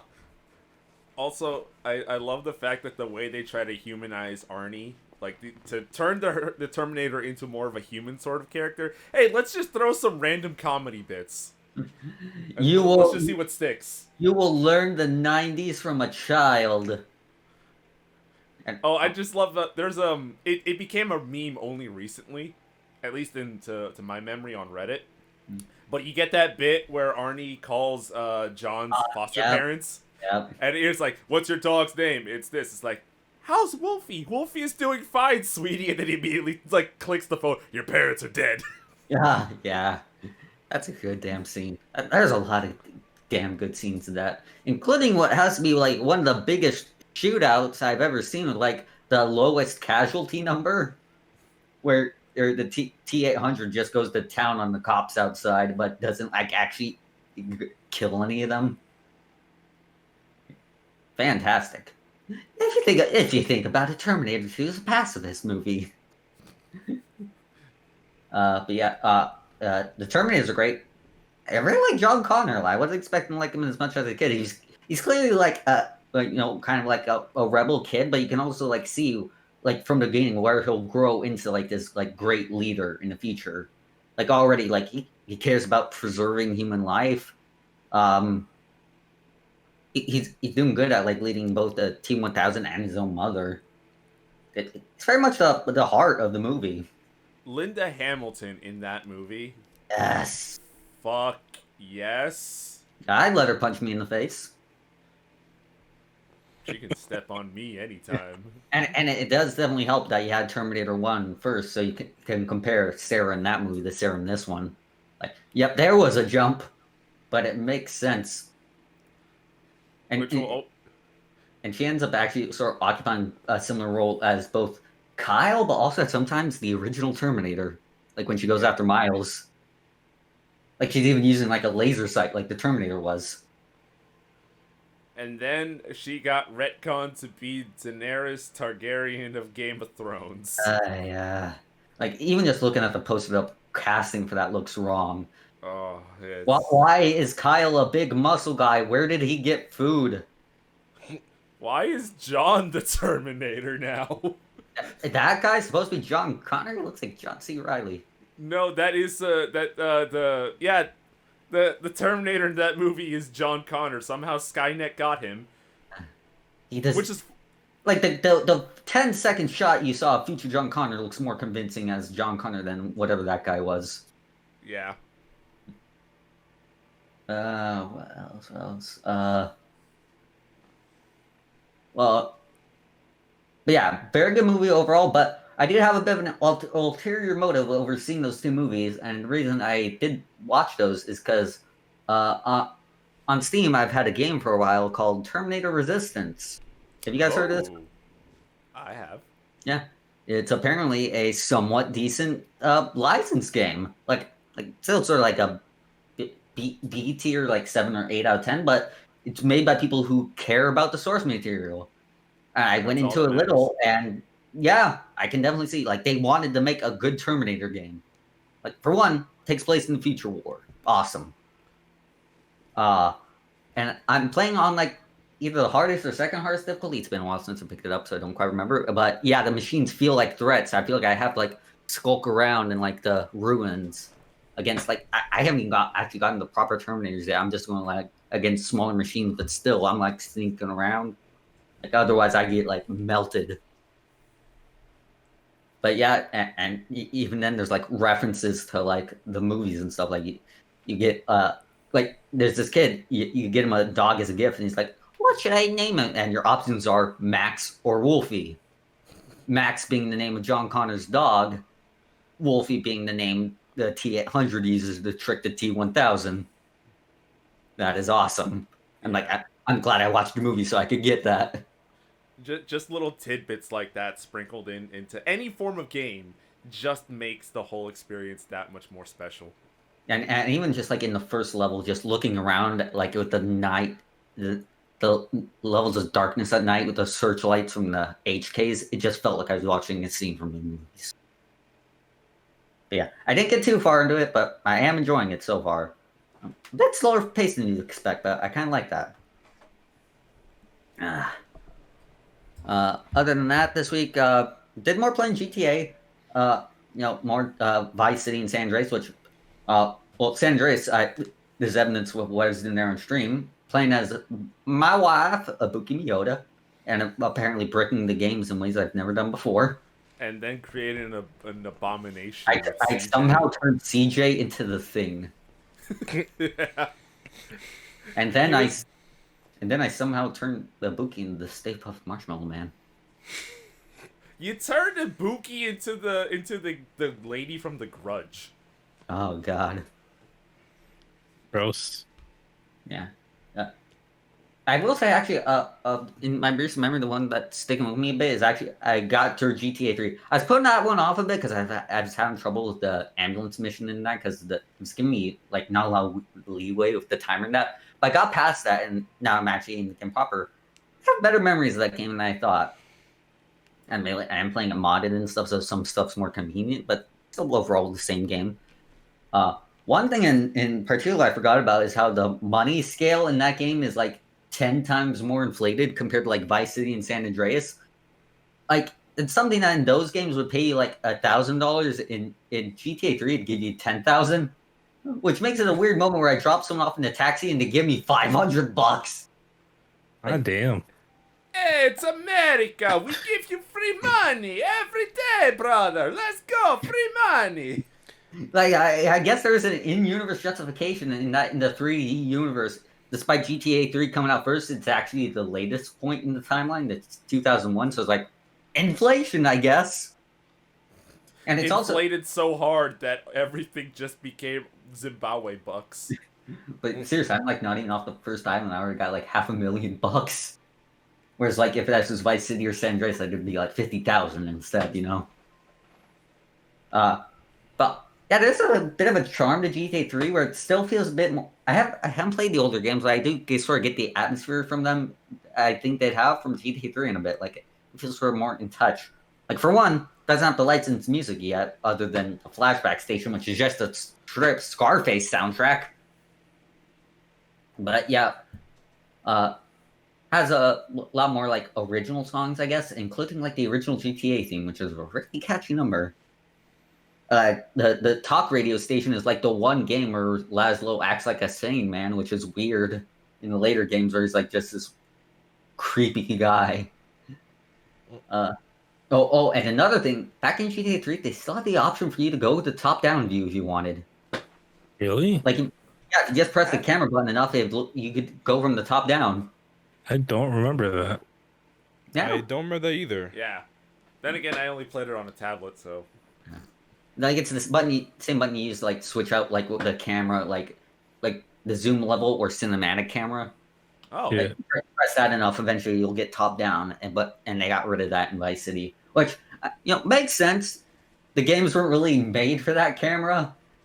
Like what are you gonna do when you go in a parking structure? Guess I gotta wing it.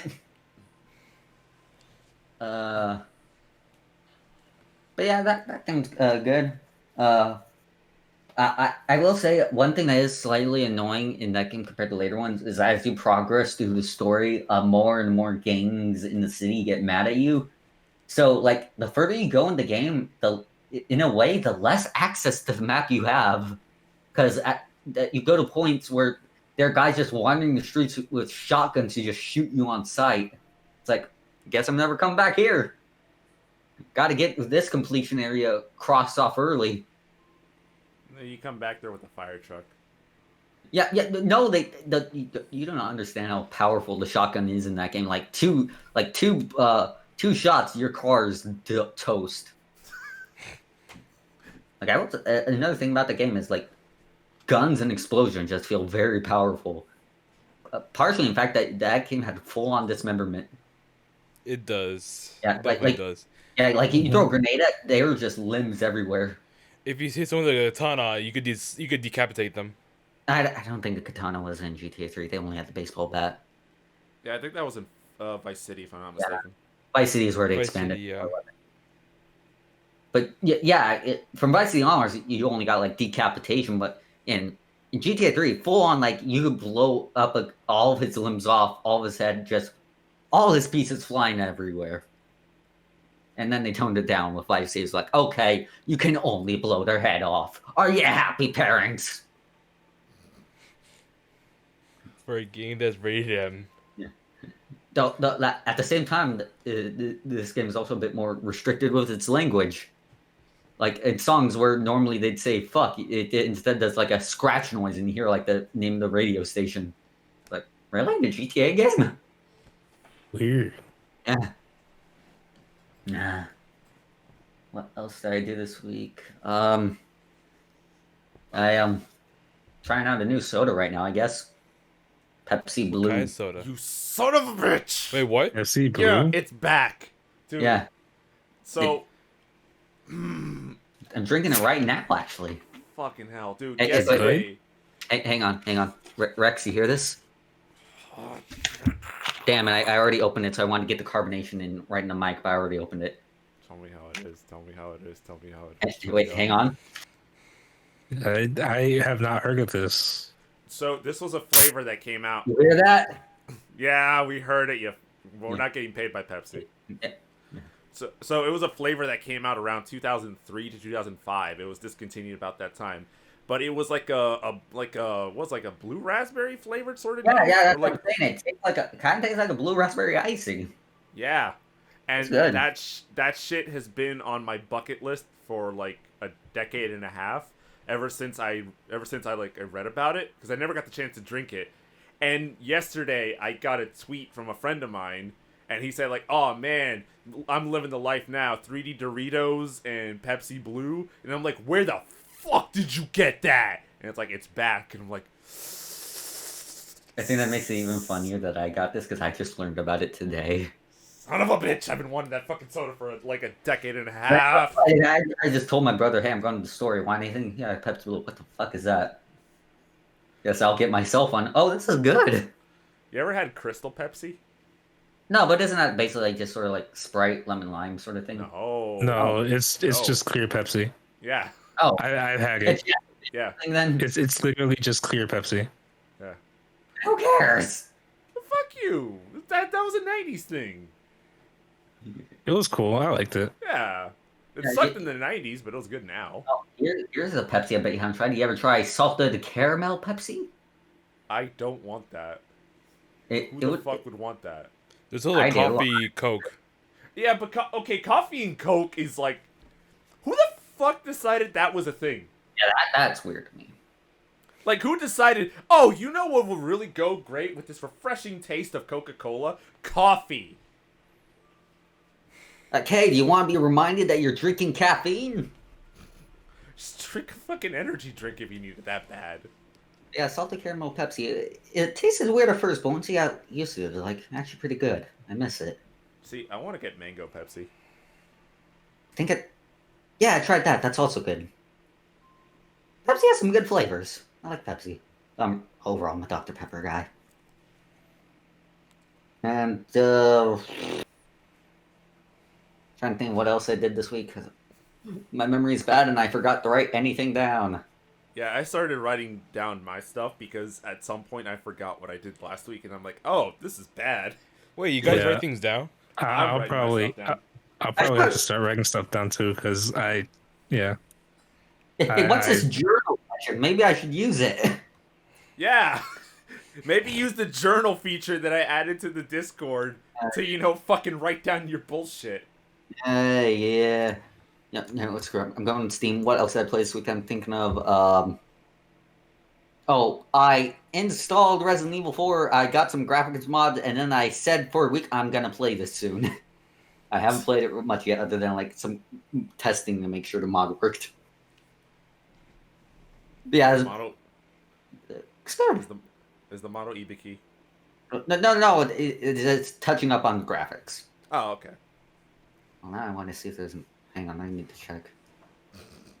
Resident Evil 4.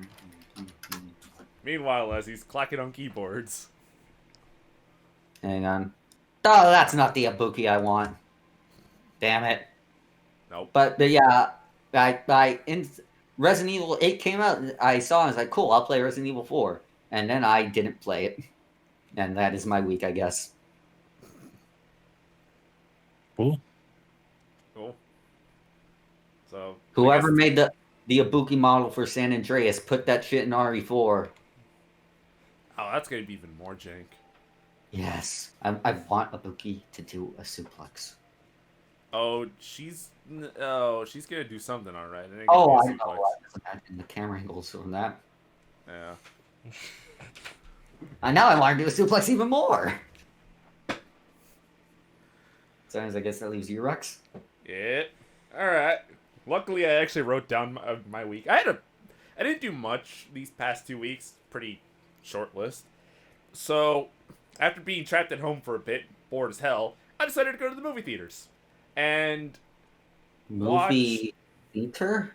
yeah, it was a place at one point in time where humanity gathered to watch moving pictures on a big screen. People were together? Yeah, there was much rejoicing, except for when the Avengers marathon came on. Then there was much crying because nerds didn't know how to fucking shower and they were stuck in a movie theater for 3 days. That seems unsafe. Dude, oh my god, every time a new Avengers movie came out or a new Star Wars isn't as bad because it's only like 6 or 7, 8-ish movies. That's not the worst. Avengers movies up until about Endgame. Infinity War. Sorry, Infinity War. Oh. Every time a new Avengers movie would come out, the movie theater I'd go to would do a marathon. So like the first Avengers movie, you'd have the first 5 and then Avengers. Cool.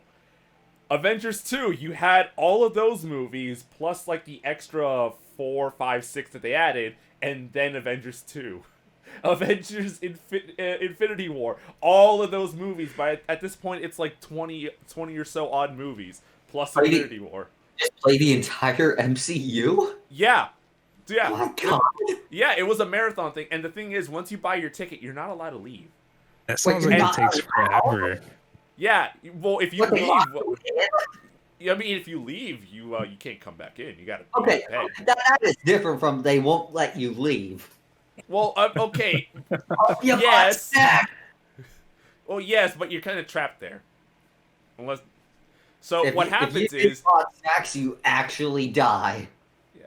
Well, so what happens is that during those marathon sessions, effectively you buy your ticket and the movies would just play continuously. So the minute Iron Man finishes up, you would go watch Iron Man 2. Then Hulk, then Thor, then so on and so on. There would be no breaks, no stops. People would plan out and map out the precise points where they should sleep. So like, all right, we saw Iron Man 2. We're gonna go fall asleep at Hulk and wake up for Thor. Or we'll go fall asleep at Thor, wake up just in time for Captain America. We'll take a break around like Thor 2, which everybody collectively did. Stuff like that. I think Captain America one underrated. Oh, I fucking love Captain America 1. I loved all of Captain America movies. Yeah. Well, I've only watched one in Winter Soldier, but they're good. Watch Civil War. I should. Yeah. So, went to the movie theaters because I figured, yeah, it's about time. I got my shots. I got my mask on. And I didn't really know what I was going to watch. It's like, fuck it. I'm just here to screw around. There wasn't anything good. So I figured, alright, I'll watch this thing. I'll watch Demon Slayer Mugen Train. Which is I'm super jealous because I really want to watch that. So I'll admit to this right now. I have barely watched Demon Slayer. Yeah, Like, clips, and I've read some manga chapters, lore dive. That's about as far as I've gotten. I've caught Demon Slayer on Toonami, and my reaction is like, glad you guys are into this. See, Fucking great. It's good, and eventually I'll get into it. This movie, more than anything, actually got me in a little bit more. So eventually I'll start watching. I'll start watching. Episode 19 is a work of art. Dude, this movie is Including the song. This movie is a pretty good work of art. So, I go buy my ticket. I go buy my drink. One of the things that I am very, very happy for is that I can finally drink at the movie theaters again. Like, it's been a thing for me for like the past couple of years. I don't tend to drink often, but when I do, I try to make them special moments. And I'd like to have like this nice little drink, nice little comfort drink, and I'll go watch my movie. Had me a very, very nice, it was a tropical mule. It's fantastic. Went to go, sit down, saw Demon Slayer. But before watching Demon Slayer, there was a trailer. And the trailer was for a Cruella de Vil live action film that's I've heard coming about out. this. That's Yeah. coming out like in the next month or so, I guess.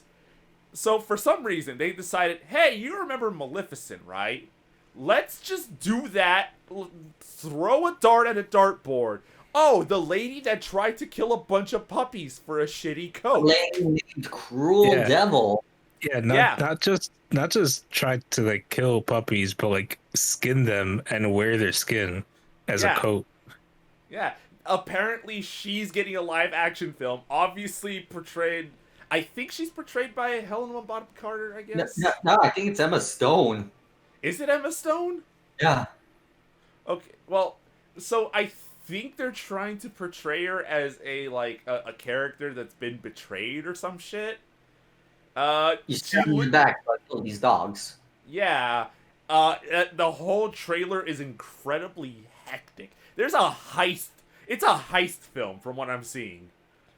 Breaking the And- bank to get the puppy skins. Yeah, something like that. You see Dalmatians all over the place, and I'm just wondering, what the fuck A inspired this, and B is the plot of this mess? Who the fuck decided, oh yeah, Cruella de Vil, obviously sympathetic character, puppy killer, give her a live action. She'll deserve it. I have no idea how the hell that clusterfuck is gonna end. I just know that I'm gonna... Maybe Emma Stone wore Cruella de Vil costume to a Halloween party once, and someone's like, I'm in! Maybe Emma Stone just needs work.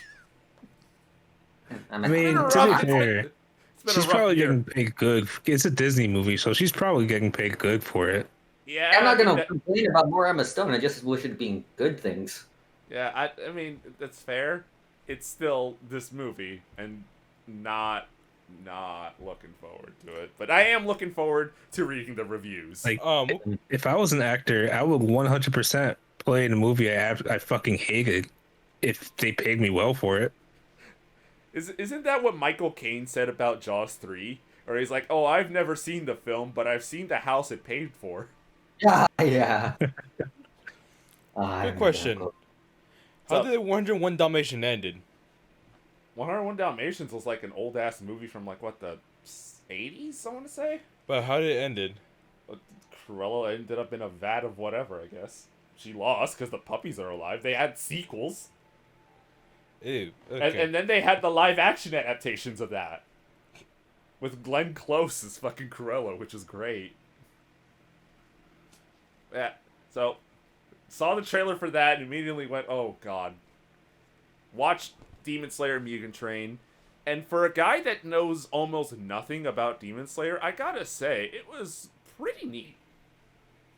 Like, it was a competently made story you can get from start to end without really knowing anything. Like, there's gonna be bits and pieces of lore that you're obviously gonna miss. So, you're not gonna get the whole picture if you just go in blind, but you still get a competently made story. You can understand character motivations. Fucking Tanjiro's good boy. Tanjiro's a good boy. Very, very good boy. Takes care of his sister. The purest boy. Yeah. It's a piece of... Dude, you go inside his soul, and it's just, like, pure and clean to the point where, like, one of the antagonists goes, yeah, man, I can't fuck with this. He's too good. You see inside his soul, you see Mr. Clean. Yeah. And so far, for, like, a good half of the movie, it's just the protagonist dealing with, like, an A-plot. And then they obviously, they deal with the so-called train.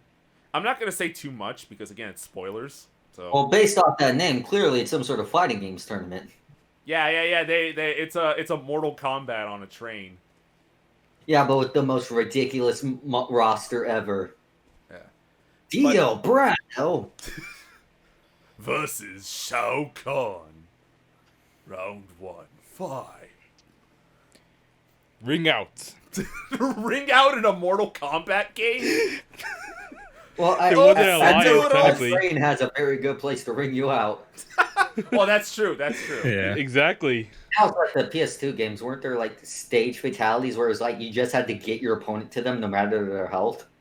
Well, you have to Exactly. get your opponent to them and then do a certain combo, a certain button press. And I think Well, also a ring out to lava as well. Yeah. Yeah, I'm trying to think now. Did the 3D Mortal Kombat hit games have ring outs or no? Like the- Alliance, I think. Deception, And I think. on Deception? Oh no, Armageddon. The PS2 games were Deadly Alliance, Deception, and Armageddon. Yeah. I have a soft spot for Deception because it was the first one I ever played. Then, when late years later, people don't like it, and I'm like, oh. What Sub-Zero look like Shredder, though? I will say that Sub-Zero Striker design is fucking strong, and I'm glad they brought it back as they patched it into Mortal Kombat 11. Like they added in the armor pieces so you can make him look like Shredder again. Ever since I saw that design, I was a Sub-Zero guy for life. Also, Melina affected my mind. I played that game when I was like 8. Melina affects everyone's mind. Yeah. Did they add that design to MK11? I like that. Her the Deception design. I don't remember what she looked like in Deception, actually. She had like a ponytail. It was sort of like a... Shit, how do I describe it? Had a lot of underboob. Yeah, that's how I hold describe on. it. I'm looking it up now. Yeah, so, Mugen Train, probably a good thing for fans. A-plot, pretty decent. There's, there's a bit of a B-plot in there, deep in there. They were talking about story and whatnot. Obviously, they deal with the aforementioned train and deal with that. There, at one point in the movie, there is a C-plot where effectively the entire tone of the movie changes. And it is no longer a story about these kids. It is a story about a person. And... Kids aren't persons, apparently. No, like, no, this man is a person compared to those kids. And it's gonna... again, can't say much, but it even got me a little bit. I was like, oh, I was hoping things would end differently. Oh well. I was hoping you'd take this other path, but it's fine.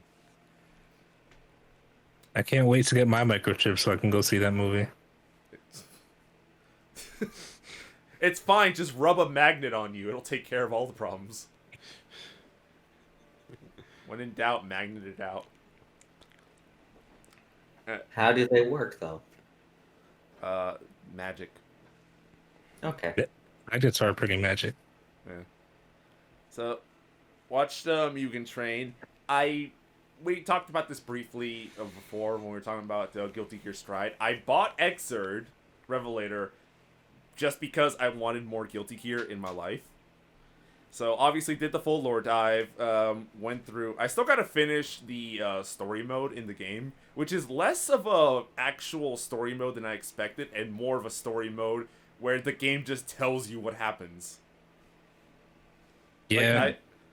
I was expecting full Mortal Kombat sort of deal where like I gotta fight every once in a while, get in there. Like, no, it's just sit down, children. We have things to tell you. Yeah, no, it's basically a movie. It's basically a movie. Yeah. I got around to doing some versus matches, just against the computer, just to test things out. Boy, howdy, is the combo system in that thing kind of weird to me. It is a foreign entity that I gotta figure the fuck out. Eno, still fucking top tier. I love Eno. I think I played as another character. What's the ninja's name called again? It was like Chase or some shit. Chip, there you go. Thank you. Chip Zanuck. Yeah, Chip is another one that I'm starting to get pretty familiar with. President of the Chip Republic, whatever. Yeah. Forget. I just enjoy I just enjoy like either speed type characters or like almost rush down characters where I can get in close and just wail on them. Yeah, Chip is definitely rushed on. Also has I don't know if this is the case in Exerg, but I know in Strive he has the lowest health in the game. Huh. Well, that explains why I died that one time. Yeah, he's a squishy boy, but he can do damage. Yeah, played through Exert a little bit, started practicing a little bit more with my fight stick. And I'm learning things about fight sticks that I think I'm going to have to deal with in the future. And the first thing is, I am probably going to need to upgrade some of the components. So, my fight stick comes with some generic components. It works. You have your joystick, you got your buttons, and they all work fine. I can start to feel my response times a bit with the stick, and I can feel where my movements aren't clicking in. So something I might have to look into the future is actually upgrading the sticks to Sanwa sticks and Sanwa buttons. Yeah, my stick uses Sanwa parts. Yeah, mine I don't. It uses another version, but I think I'm gonna upgrade to full Sanwas just to get myself nice and solid. I am considering getting a different fight stick as well, just so I can have headphone support, so I can actually do chat with friends, because it's kind of an issue. I'm just saying, Kanba Obsidian Naga back fight stick is the one I use. I'll have to look into it. I might just upgrade my current fight stick for now and just leave it at that. I just want to upgrade the stick, maybe some of the buttons, but I'll get to those when I get to those. I did a little bit of practice in Skullgirls. Played. I've been doing just either Philia or Misfortune, because those are practically my mains at this point. Skullgirls is still a barrier to entry in some areas. Just trying to get some air combos in is it's hard to get used to controls when a good chunk of your life has been dedicated to playing the wrong games for these sorts of movements. Like, when most of your life has been either first-person shooters or RPGs or slow shit like that, and then you get to a game where you're like, alright, just do quarter circle and then do a fucking Z. And you're like, how in the fuck? And I truly, honest to God, pity the poor fools who do those moves with, like, controller analog sticks. Because I was one of those fools, and that is impossible. I was one of those fools for a long time. Yeah, because I couldn't afford a fight stick. Yeah, I didn't buy a fight stick for years. I was like, man, there is no fucking way you can do this shit with an analog controller. Like, you gotta use D-pad, and D-pad hurts after a while. Because, like, I tend to press the buttons in, so, like, at some point, I've been playing a fighting game when the fucking D-pad has indented itself into my hand. Like, it's a fucking curse. Question. What's up? How viable of a controller would a keyboard be? Okay. All right. Let me. So, I know there are mixed contentions, and boy howdy, you are kind of. There are people. Yeah. There are people who have gotten good playing fighting games on a keyboard because that's kind of all they had. Yeah. And you are starting with a handicap. Yeah. That being said, if you can find the right key configuration for you, you might be able to have a chance. After all, like there was it was like the hitbox fight sticks that don't actually use a stick; they use buttons for their movements. Yeah, hitboxes are. There's a lot of pro players that end up switching to hitboxes because it alleviates wrist problems Yeah, with using the stick. Um, there's also some people that like to use a hitbox instead because, like you said, instead of an analog stick, like instead of a stick, it has buttons for the movement, yeah. and that's has a faster reaction. That lets them react faster to shit when they just have like solid buttons. Plus, you can probably get the timing of your moves set a bit better. Especially considering with the stick, there's always that, like, margin of error where, like, oh, fuck, I didn't click in, or I didn't, like, move it in just the right way, so it didn't respond to this switch. Versus a button, which you're like, alright, just play DDR with your fucking fingers. Yeah. Alright. So, if I had to choose between keyboard and a PS4 controller... PS4 controllers is what I would recommend. PS4 controller, try to focus on the D-pad. You can use analog sticks for like simpler games like Mortal Kombat. You can get away with that. Or if you're playing a grappler, if you're playing like Zangief and you're trying to do 360 motions, you can use a stick for that. But for the most part, you want to stick with analog stick. If you want reliable combos, you want either a D-pad or a fight stick. Yeah, the D-pad is more precise. Yeah. I still got to get around to playing more Skullgirls in the future because I want to practice a bit more for when the DLC characters drop. Honestly, same. I don't know if I'm gonna run.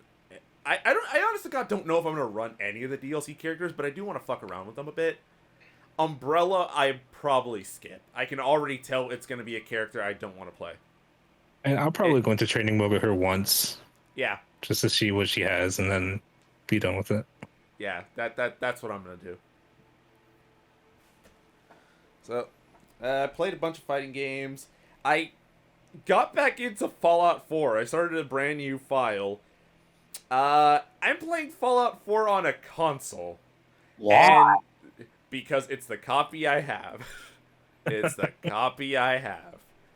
And I have mods on it, because they had mod support for it. They released it years ago. Does that have mods, though? I mean, I have mods to mostly help with settlement creation, because that's one of my favorite parts of the game. So, years ago when Fallout 4 was announced, I actually pre-ordered a copy for Gobby, so he would have it for his birthday. And when we got the copy, at that time we didn't have a PS4, we had a local game store that we would go to all the time, and we would play it over there. And we would just take turns playing Fallout 4. And how it basically ended up was Gobby would go around exploring and looting and shooting, and he would just bring everything back to me, and when it was my turn, I just built settlements. Because that's just what I like doing. I'd build, like, indefensible fully customized fortresses and all that fun shit. So I started playing, doing all that stuff, because that's what I enjoyed doing. At one point, I fell asleep. Oh, yeah, you fell asleep a ton. You fucking treated that place as a nap zone half the time. That was still good, though. I miss that place. Yeah, I do, too. Support your local video game shops, kids. You don't know what you got until it's gone. Most of the time, they're chill people. Oh, yeah, super cool people. That reminds me, now things are calmed down. I might try to go to this retro video game store I go to again, see what they got. Do it. Yeah. Do it. But boy howdy has the console version of Fallout 4 not been kind to the world. So load times significantly increased, a lot of issues and a lot more issues and bugs than usual. I may or may not have nuked Diamond City, not on purpose. Had to reload that save. So I shot a fat man. And I shot a fat man at a super mutant going that way. I was close to Diamond City, but I wasn't shooting at it. The game somehow glitched the nuke and sent it backwards, hurtling towards the gates. Nice. So that was a fun little mystery to get into. I'm getting used to just being attacked by super mutants every other second. I only have the one settlement that I own. because fuck doing that whole, hey, another settlement needs your assistance shit. And apparently, in doing so, the game decided that's the only settlement that needs to be destroyed. Fucking burn it to the ground. I get armies every time I load in. It's a new army, and because I have a lot of the DLC packs installed, I'll get a mixture of super mutants, raiders, robots, rad scorpions, fucking death claws, and members of the Brotherhood of Steel for some reason. Nice. You'll be fine. Yeah. Next time you load in, how did the Legion get here? You know what? It's possible. It's quite possible. They crossed the entire country because fuck this guy in particular. Fuck this guy in his Red Rocket gas station. That'd be it for me in terms of video games. Last thing I want to bring up. So, I started watching a lot more Disney stuff. I finished the Owl House a long time ago. Nah, And Owl House is the fucking best. it's good. Season 2 is coming out in June, and I'm super excited. But in the meantime, I decided to watch a new show. I started watching Amphibia. I didn't mean to pick that up. It is pretty fun. It's pretty fun. Similar deal. Girl gets isekai'd to mysterious world, except now everybody in this world is like some form of amphibian. Most of the time you just meet frogs. There are newts and shit. And it's just this nice kind of she's trying to get home, shenanigans, figure out where things go. I finished all of season 1. The ending of season 1, shit gets a bit more serious, and you start realizing that we might be losing a bit more of the happy go-go vibe. We'll get it as we go along, but things are starting to get serious. Same with Owl House. Owl House ended in a similar way where, alright, the status quo has changed. I've been watching bits and pieces of season 2 because it's not completely on Disney+. I kind of spoiled the end of season 2 for myself, and boy fucking howdy, does that just fuck you. Take your shit, take your happy joy. They went hard. They went hard on that episode. And the only reason I got to saw it is it actually got leaked a couple weeks ago, before the release date was supposed to be in May, but Disney for some reason changed it over to like now. Actually, yeah, I did hear about this. Didn't like the creator get like really mad about how he got screwed over like this? Yeah, because he actually had a live stream planned where he was going to show off a bunch of fan art, he was going to explain a bunch of crap, and then they would all watch the thing together, and he would be like, oh yeah, this thing happens, and we planned for this and this, and it got leaked through iTunes, because since the episode didn't come out on Disney XD or whatever, but it still got released normally on iTunes, because that's what happens with shows. A lot of people got to see the ending before he actually planned for it. So that was a big kerfuffle. I feel sorry for the guy. Yeah, it was a shitty situation all around. He got a lot of support from a lot of people though, so hopefully Disney, doesn't try this sort of bullshit again. All I could say, without saying too much about Amphibia, is go watch Amphibia. It's pretty fun. It's just this nice, happy, fun show with kids, frogs, potential magic. And then it may or may not turn into Game of Thrones at one point. So wait till that means it turns into a bad show. No. Listen, I know we've abandoned Game of Thrones as a show, but no. Yeah. I'm sorry I had to take the easy shot. Yeah, you bastard. Also, I finished up DuckTales because season 3 finally came out on Disney Plus, and I'm sad it's gone. DuckTales was a fun show. You could tell the creators absolutely loved the original series. It is jam-packed with references and tidbits. There's a reference to the moon theme from the NES version of DuckTales. it's in there as a song, like an actual song with lyrics, and it's a wonderful little lullaby that they turned it into. Yeah, I caught a little, and even though in the end I figured, not for me, I can still definitely recognize the quality. Yeah. Scrooge, voiced by David Tennant, fucking best choice they could have ever made. David Tennant is the fucking best. Also, if you ever get a chance, go listen to his podcast. It's pretty fun. He just talked with friends of his, and it's pretty chill. Gizmo Duck has become one of my new favorite characters. I just love bumbling goofballs who become like real badasses later on. Armor's pretty legit. Started out dumb. It's growing on me. I'm a sucker for Armors, and his is no exception. It ended with a satisfying conclusion, but there's still a longing for more, and I really wish that it wouldn't have ended where it did, but it ended in a good place. So I could say DuckTales as a whole, it's been a solid run, and it's been a joy to watch. And that's about it for me. That kind of wraps up my week. I didn't have much to go off. So, Cool. I guess with the end of that, we're going to the news. Yeah. News. So, the big question here is, do we want to start with the big one?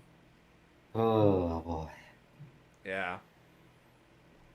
I guess we brought it up. Yeah, or I do we guess. want to, or do we want to work that? We can work our way up to that. No, well, also, do we want to end on a downer? Yeah. Yeah. All right.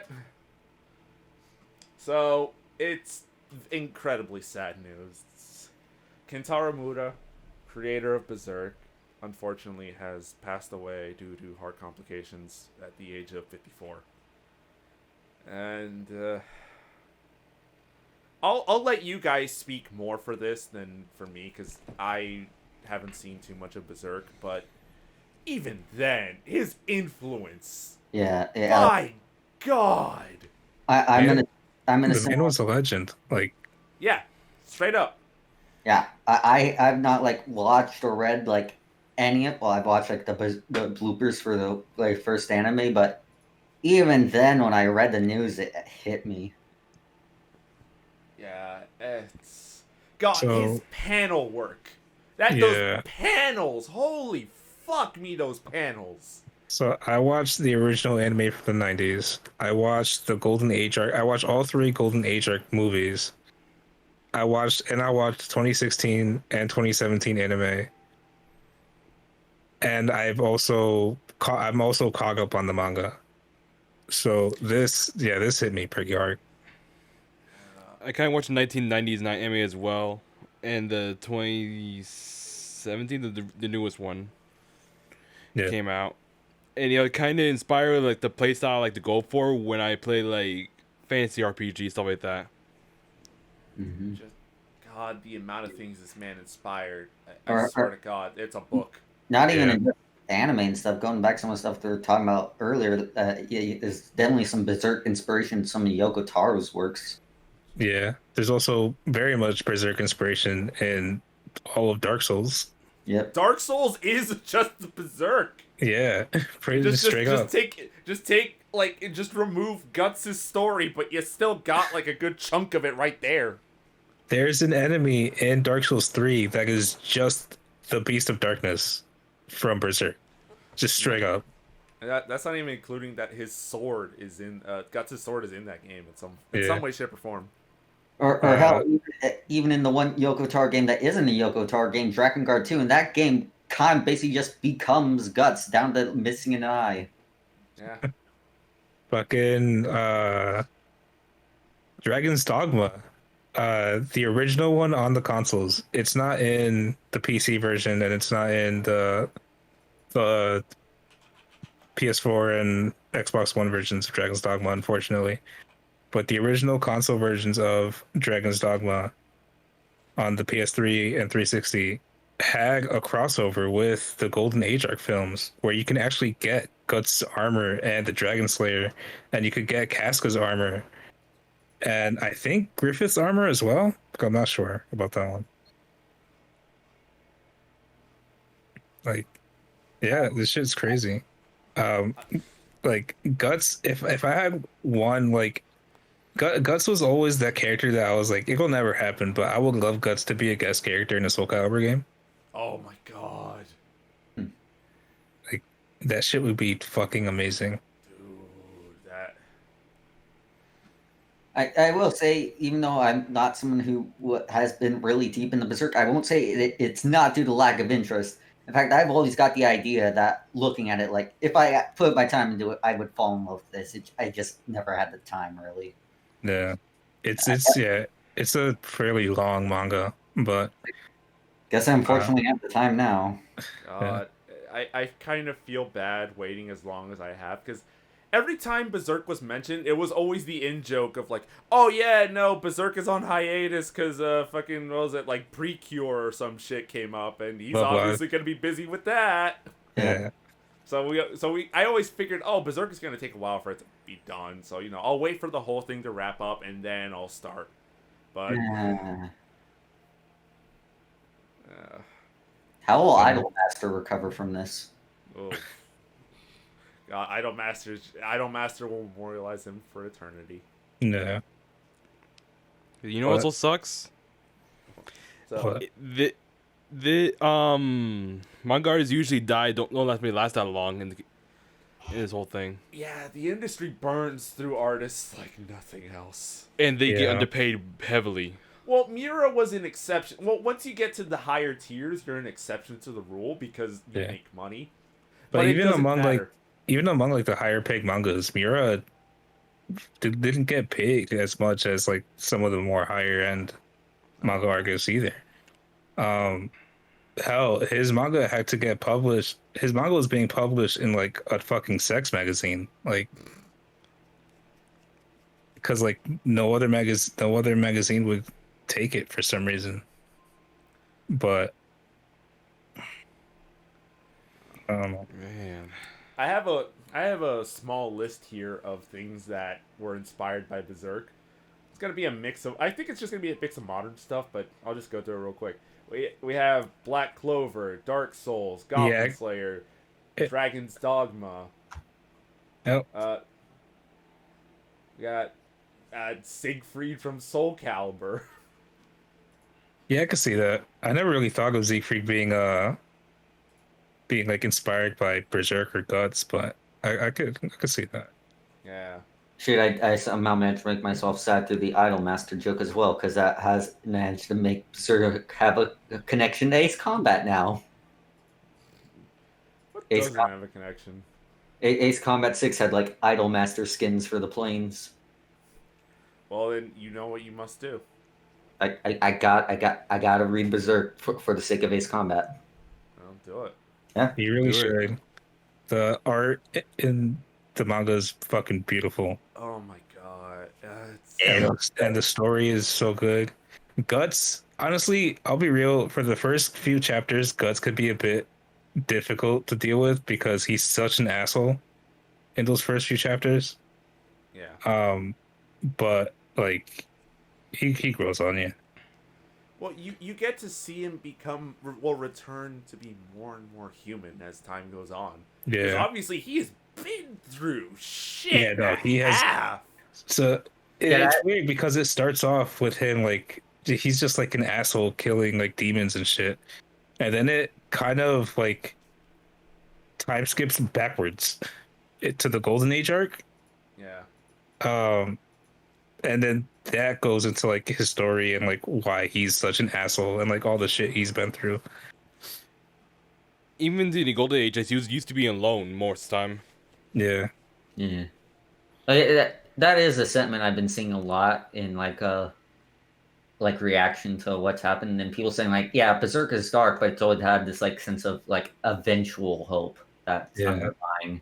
And that's really honestly sold me a bit more on it even than like from what I already was, because I'm a person who I very much like dark media, but that's because I feel like in the end, when things do turn out right, it'll be all that more satisfying.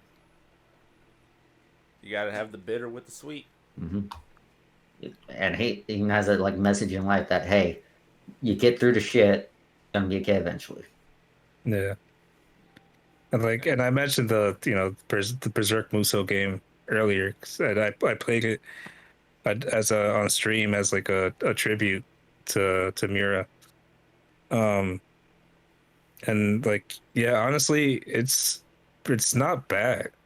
Like it's pretty good, and the fact that we have a modern Berserk video game at all is a miracle in and of itself.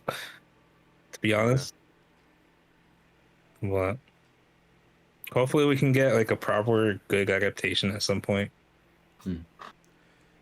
I feel like you know. Actually, that is one thing I was planning on asking. Should I read the manga first, or should I check out the anime up until where it goes first? So no matter which anime you watch, all the anime, there's stuff that they skip.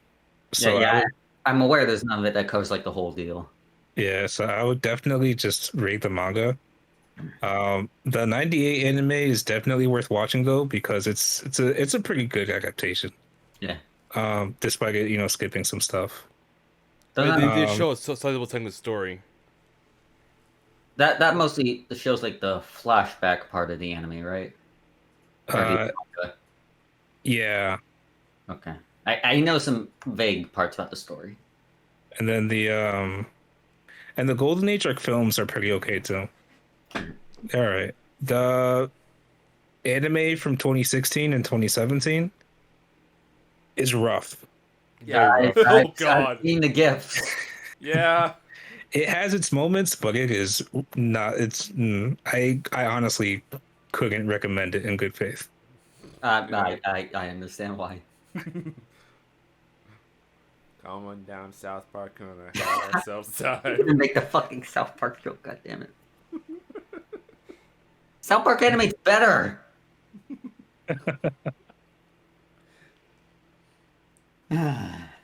At least we got the laughter back. Yeah. Still, thank you, Miura, for creating a fantastic franchise and legacy. You'll be missed. Hot take. I think Griffith might have done some things wrong. Yeah, he might have done some things wrong. I think he might. Yeah, he might have committed some boo boos here and there. He's not perfect. Yeah, I don't think he's a perfect character. I think he might be flawed. Mm-hmm.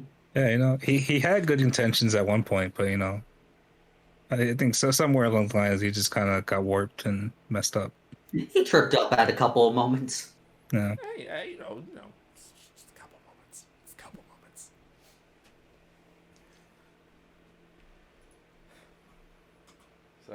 So, anyways, now to the less depressing news. Yeah, not to mellow out the mood. Bring life back.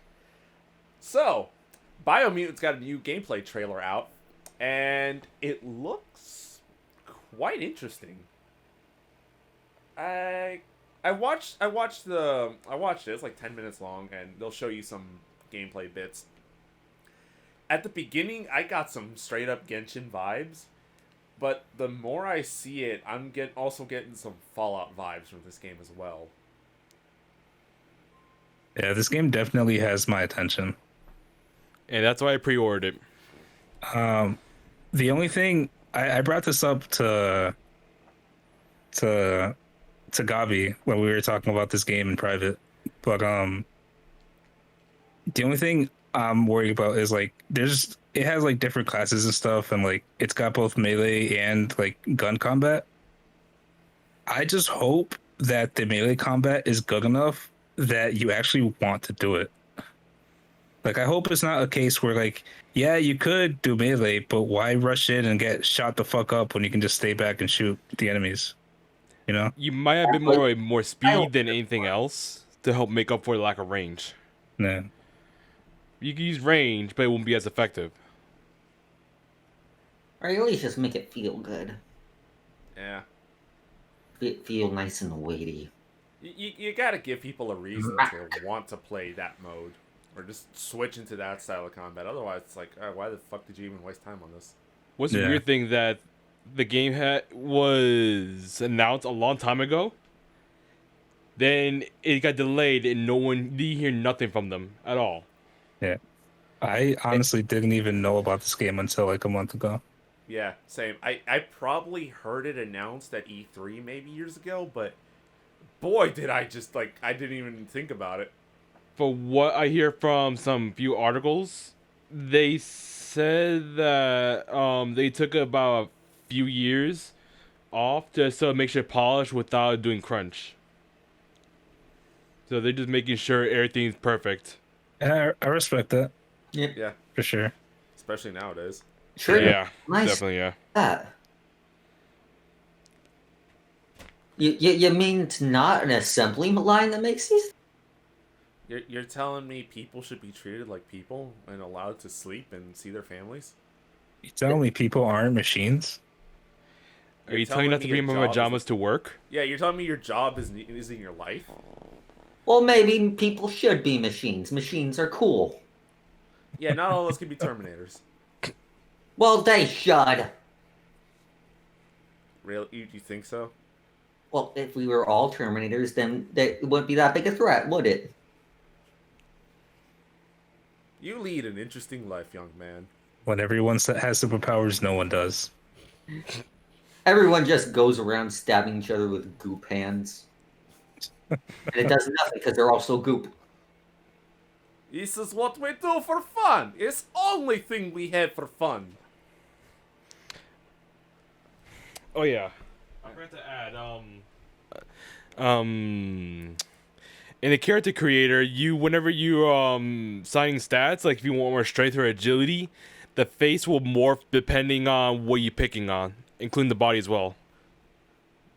So, what That's- if I choose all strength? Does my face just become like pure rage? Like, I think your head becomes tiny and your body's big. I mean, that's so I'm just an cool. arm. Hold on. See- Let me look for the video. See, that's cool, but at the same time, I kind of like the idea of just having a big dude who's super fast and agile, Yeah. like Bob Just- from Tekken. Oh, I was gonna say like Hulk, but that also works. Yeah, The Flash, but jacked. Roided up Flash. This is the real Speed Force. It's just Hulk Hogan. It's like, let me tell you something, brother. This here is pure, unadulterated speed. Wait, And I'm what? gonna use it to tear you like a phone book. Wait, what did he call that guy in that video? He said it too fast. Wait, what video? I'm not going there. Oh. He's no longer erased from existence. There you go. Alrighty. See, a character creator like that, where your head just where your body parts change, is gonna fuck with me on a level. I tend to like having my character stay as it is. I don't want the idea of, oh, all right, cool. I created a little raccoon boy. I'm gonna, increase his strength. Where is his head? It's over there. yeah. You keep it in the trunk. Yeah, like this tiny little tumor. It's like, it's me. Oh yeah, I'm looking at it now. It kind of reminds me of the fucking Saints Row character creator, except that didn't affect your stats. Where's the dick slider? No, hey, Halo. It's 2021. Sex appeal slider. Okay, fine. It grows both the dick and the boobs. Hey, there When you your go. strength At and the sex same appeal will time. get grower, and you use your dick as a club. Can you just grow your stats to be nothing but a dick? You just Mara? You're just a floppy penis, like rolling around. You increase your stats to speed, the fucker's like a torpedo. What have I wrought? It was too big, too massive, too thick to be called a sword. But you also gotta put some extra stats into your ass, otherwise the weight balance is off. No, that's what the balls are for. Well, no, that just makes it lean forward more. You just, No, the balls act as a base. but they're also on the front. No, it's fine. We just turned this game into a discount Spore character creator. This man is gonna tip forward and then be held up by his junk. It's fine. How will he move? I would say how, but even though this isn't a family-friendly podcast, I think you can kind of guess the implication. Do you suggest he uses genitals as a pole vault? Oh, he uses something to propel himself. It just takes a while to activate. Would he even be able to reach that far, though? It's just training. Training. You gotta up those stats. Either that or find a tree. Oh my god. I'm back to my Pepsi. Do we want to move on from this little topic? Yeah, Sure. Alright, next topic on the docket. Zombies Ate My Neighbors and Ghoul Patrol coming soon. Well, not by soon, January 29th, to the Nintendo Switch. I'm so excited. I'm so excited to have a modern way to play Zombies Ate My Neighbors again. Is it bad that I'm kind of irritated by this? Because you got my neighbor copy. Yeah, so we went to a con before the world ended, and I bought a SNES copy of Zombies Ate My Neighbors with the idea that we would eventually play it on stream. And now it just comes up like, oh, hey, fucking, you can just play it now on consoles. You don't have to go find and hunt down like a Retron or hack a SNES. And I was like, all that work I did was for naught. Well, at least you have a SNES copy of Zombies Ate My Neighbors. Rex, you want to know my version of that? What? Like, but a while ago, I ended up re-buying the Mass Effect trilogy from my own Origin account because previously I had on my mom's one.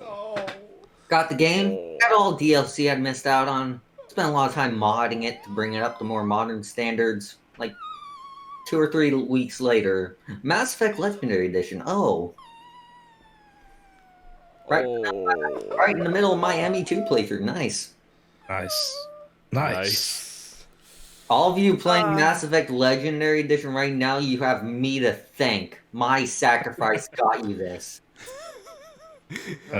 Someone used to bail it and rob Halo of his Mass Effect.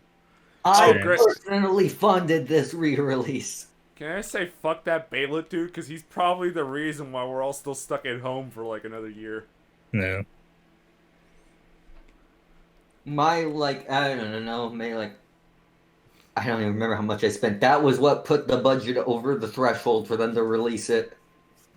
It's like, oh, he tipped the scales. It is time. Alright. I'm excited though. I will probably do a stream where I play Zombies Ate My Neighbors. This comes out. I will probably buy it and play it. I don't have a Switch. Because you spent all your money. Get a Switch, nerd. Yeah, you should get a Switch. But I'm going for PS5 soon. Fucking buy it. Yeah, it's easier to get a Switch than a PS5, my guy. But still, I want PS5. Buy whatever you want then. Yay. Anywho, next up on docket, Ubisoft has delayed Skull and Bones again. So, it will now release under the name Skull and Bones Forever. God. I just want my pirate game. God damn it. Same. I want pirate game, but now that it's been delayed again, I'm actually concerned about it, and now I'm just wondering, is this even going to be worth it? Well, honestly, when they revealed it's going to be multiplayer focused. I forgot. Oh, yeah, that doesn't sound good. It. Yeah, that kills it. Yeah, no. It's the reason I didn't. You guys didn't know that. Thieves. You didn't know it was going to be a multiplayer game. No, I thought it was like a single player thing with a multiplayer aspect. Oh. Later on. Oh, fuck that. Okay. I admit, it's been a while. It's been a while since I read about this, so maybe I'm wrong. I'm going off memory. Oh God. I just want my single player pirate game where I can just be a badass pirate and sing sea shanties with my pirate crew. Control the high seas. If you guys don't mind going for some older games, any you guys ever play Sid Meier's Pirates? I actually have it, and I'm about to play it soon. It's a good game. Damn good game. Yeah. I'm excited. I quickly may have to Googled look up. into that. I quickly Googled it up. It says single player and multiplayer. Okay. Okay, but is it like single player, like Battlefield single player? What I mean, I mean, looking at the news, I don't know. That's an open world pirate game. So again, I'm just guessing maybe my memory was faulty. God, I hope it's single player in there, because otherwise, fuck off. The Well, other you way. know what? You should thank me for bringing your expectations down, because then if it turns out to be good, you'll be even happier than before. I'll be honest, my expectations were already down just by hearing this fucking delay. And Ubisoft. Yeah, once those two combine, it's like, you Voltron into a pile of shit. This is not gonna end well. There's this other pirate franchise I'm trying to remember the name of. I got them on like Steam and GOG, but I haven't played them yet. I want to check them out. What was the name of it? I think it's like Sea Dogs. I want to see what those are like. That sounds vaguely familiar. The only other pirate game I can think of off the top of my head is Sea of Thieves. Here's the weird thing about Sea Dogs. Like one of the games in that franchise was just a straight up Pirates of the Caribbean game. Well, So, they did apparently, actually, Which even then I don't think it had that much to do with the movies. I think like maybe the Black Pearl was in it. Huh. So, I remember distinctly back when Walmart sold PS2 games, there was like the 3 for $20 thing that they used to sell as a bundle, and one of those games was called Curse of the Black Pearl. And for the longest time, I thought it was a Pirates of the Caribbean game, but there's an alternate piratey game. I don't know if that might be similar. Let me look this up. See. Yeah, he's just played a game called just Sea Dogs. Okay, yeah. Sea Dogs 2 is just Pirates of the Caribbean. okay, so yeah, this doesn't look promising for Skull and Bones. Because I'm reading through the article now, and it says, well, apparently back in September last year, Ubisoft said that they're pursuing a new direction with Skull and Bones. It's gonna be multiplayer only. Yeah, it's gonna suck And ass. Legon says they were told that it will feature a persistent game world with quest characters and storylines that will drastically evolve and change over time based on the collective actions of the community.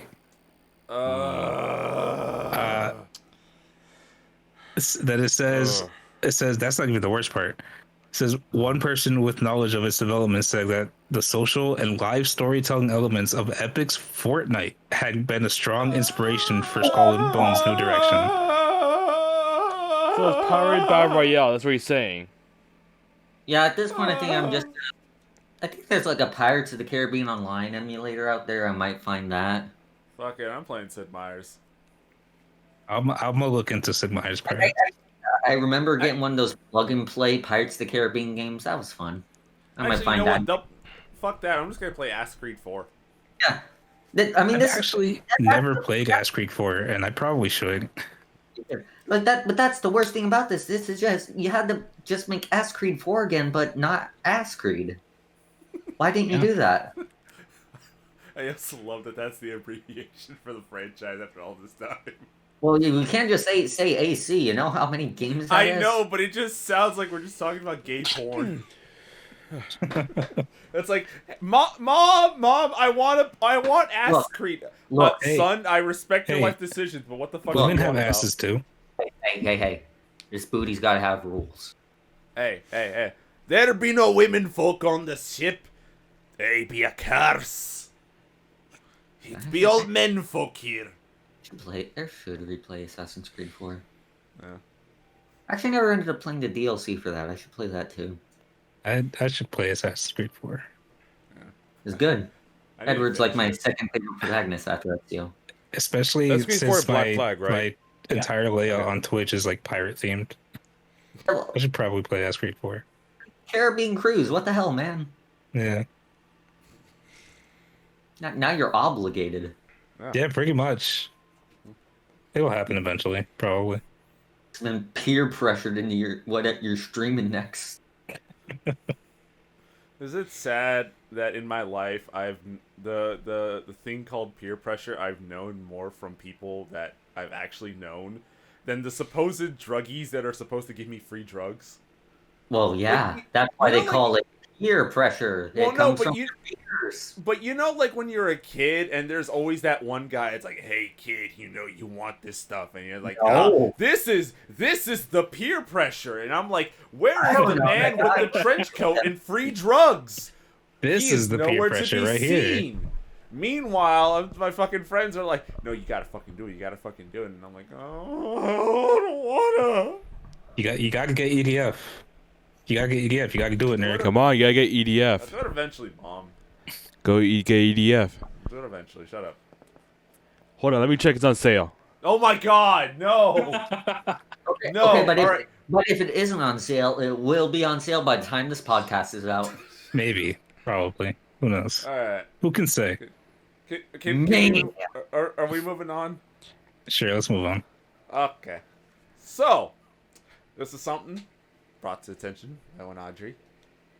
Fucking Stargate is getting a new game.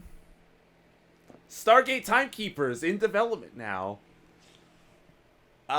It's gonna be an RTS game though, I will say. So I don't have much of a connection to Stargate. I honestly barely know what it is. all I right. know there is a gate. So I'll give a brief rundown. I want to say like at the end of the '80s, there was a movie called Stargate which basically started a big chunk of the franchise where people find an interdimensional warp gate and they travel through and they find this kind of weird looking ancient Egyptian culture. And the people that go in realize that the ancient Egyptians got their culture from this alien culture, and it becomes kind of almost like an action adventure flick at some point.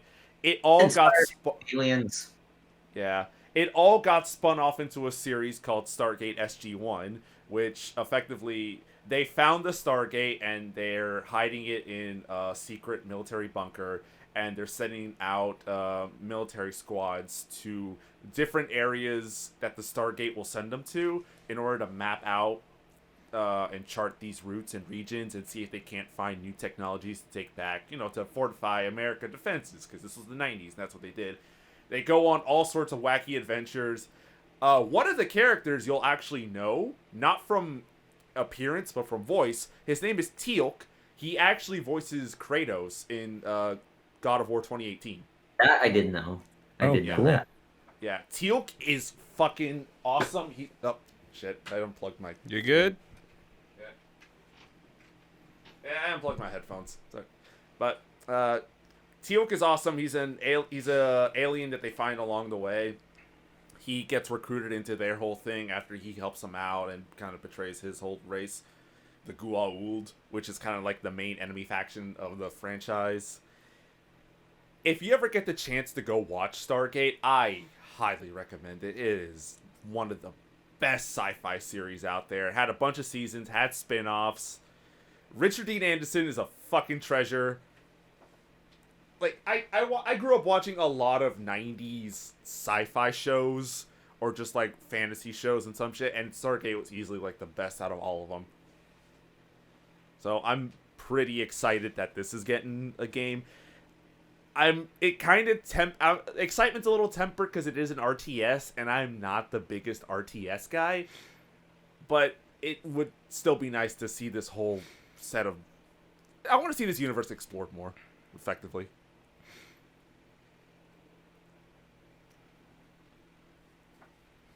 Alright, so...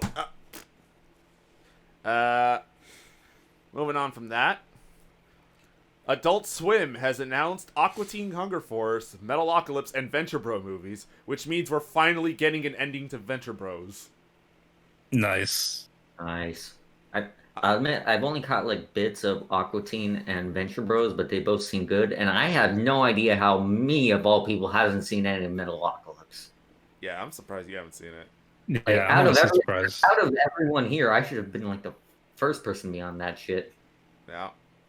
Dude, Venture Bros, I've watched all of them, and Venture Bros, you have to watch this show.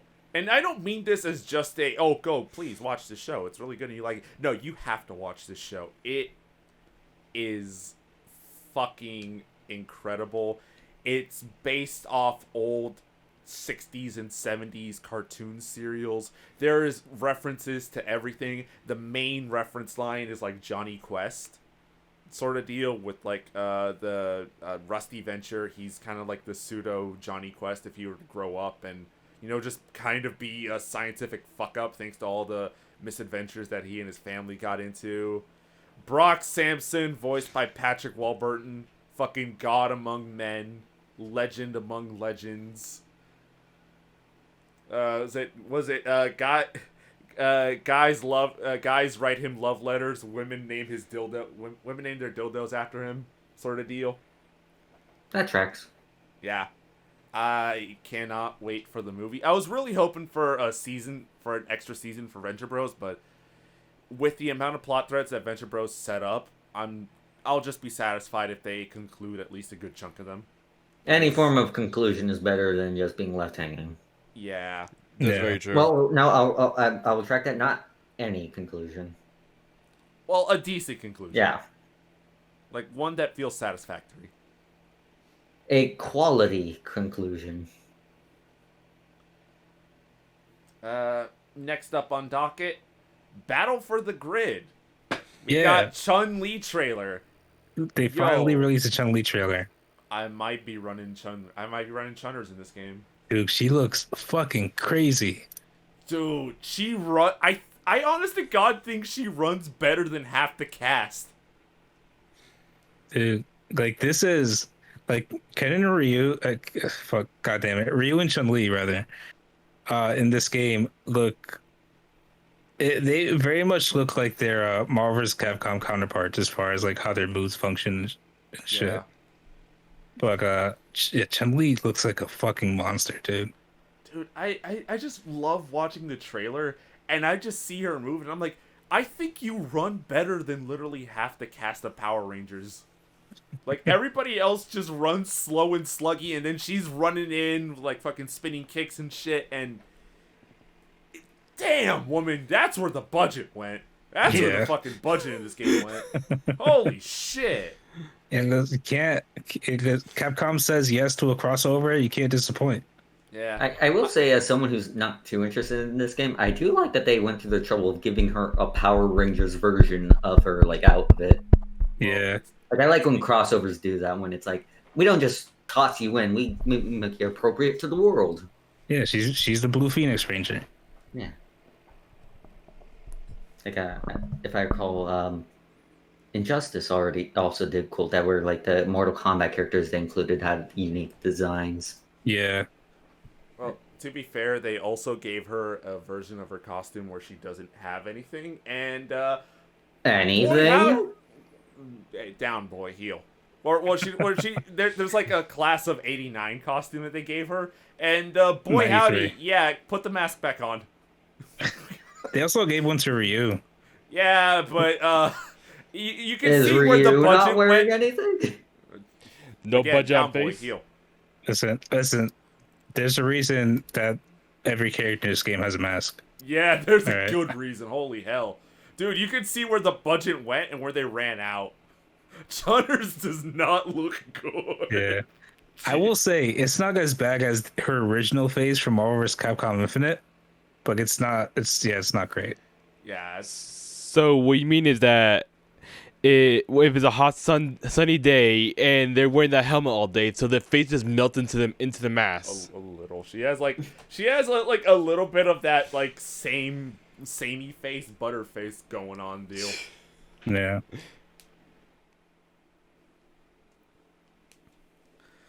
To be fair, like her face and Ryu's face are the first actual faces they've had to model.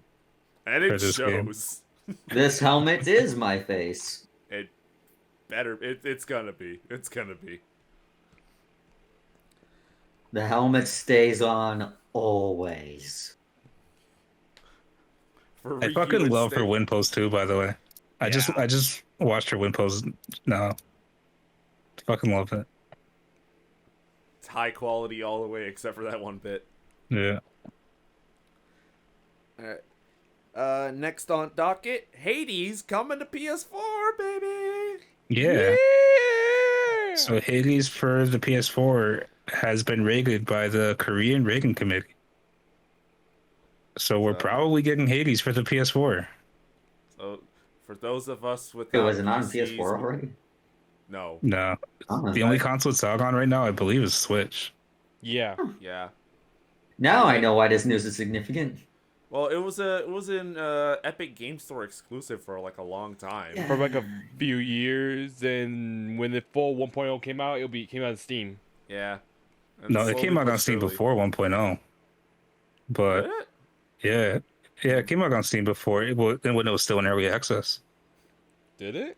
Yeah, I bought it on Steam when it was in early access still. I have it on Steam, but I haven't played it yet. But Really yeah, good. I've heard, the entire internet has told me. yeah, it is very good. I can't wait for it to come to PS4. If you don't like roguelikes, the story is actually extremely good still. If you don't like it, play it anyways. In addition to the game being good, apparently, if the internet is to be believed, this is the most bisexual game to ever exist. Oh yeah, Yeah. Oh, yeah. 100%. Oh, yeah. Yeah. Oh, yeah. Awesome. Yeah.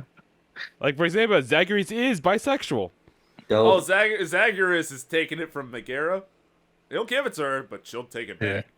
I mean, Oh, not just Megara. Finally, a protagonist I can relate with. this is a game based on Greek myth, so Yeah. Oh, and Thanatos too. Yeah. Yeah, because I found out you get to a threesome. Because you see Megara and Thanatos just show up to your room. I mean, to be fair, you're kind of in Hades. You're bored. You know. Do what you can. Do what you can. yeah. Hey, my dad's the ruler of the underworld, your death. Hey. All you can Yeah. do for fun is try to escape and Die. fuck. Yeah. That's it. Fuck Isn't that or just die. isn't trying to escape or fuck just life? That's true. Well, there's also sleep. So that's implied. Well, that comes after the second part. Well, what if I just want to cuddle? What if I don't want to fuck that day? Well, that comes in between the second and the third part. Oh, can I skip the first part? I just go to, Okay, you'll never escape. I just want cuddles and sleep, damn it. Some days I just don't feel like it. I have a headache. You will get intimate with the hot Greek god, and you will like it. Oh. Hope you like The being whipped, spirit Rex. is willing, but the flesh is spongy and bruised. Rex, you're a masochist. You should be good enough. Machinist, you nutty muppet! Look at your career Jesus chart. Christ, you can't Look at read- your Matt, career oh chart. my God. pissed. You both said it wrong. Jesus Christ, Rex, you said machinist. Because I am a machinist. But this match is fucker like right can't there. read. Oh my god, I'm gonna take a photo of this and make it the podcast title. He just wrote I'm what I dying. Okay. assume is masochistic. Did kid teach him how to say the fucking word wrong? Taught him how to do a lot of things wrong. Let's be real. His girlfriend broke him in many unique, Listen. creative ways. He says a lot of words wrong. I have just learned to accept it. Yeah. Next time I see her in Twitch chat, I'm gonna let her have it. The war starts anew. Oh god. No more war. No more Hey, war. then quit starting shit, kid. All right. It is pronounced mass. Oh, Fact. kiss. Massachusetts.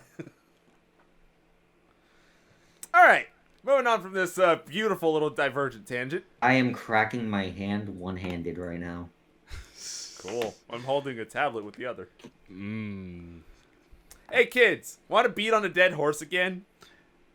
I Go know fire I one do. up. Hey, Stadia, alive and well, says Google. Totally not dead, dying in the pool. I suppose Bitch can't even swim. life support is still technically alive. That is what I wrote like a week ago, and I don't feel bothered enough about Stadia to update my statement. And I said I will continue to kick this dead horse until it turns into crude oil. And boy, howdy, am I not going to stop. That If you is keep on going, you might solve the fuel crisis. Hey, that's how we do it. All it takes is one long sacrifice. You Yeah. mock this game device so long you end war in the Middle East. We America, best country. All other countries no better. The Google Stadia provided a valuable sacrifice. All glory to Google Stadia. This was Google Stadia's true purpose. This is Stadia's final form. Now Google Stadia gets its own place in the Holy Land. Google Stadia is the door holding back death. Oh God. Yeah. This is now the end.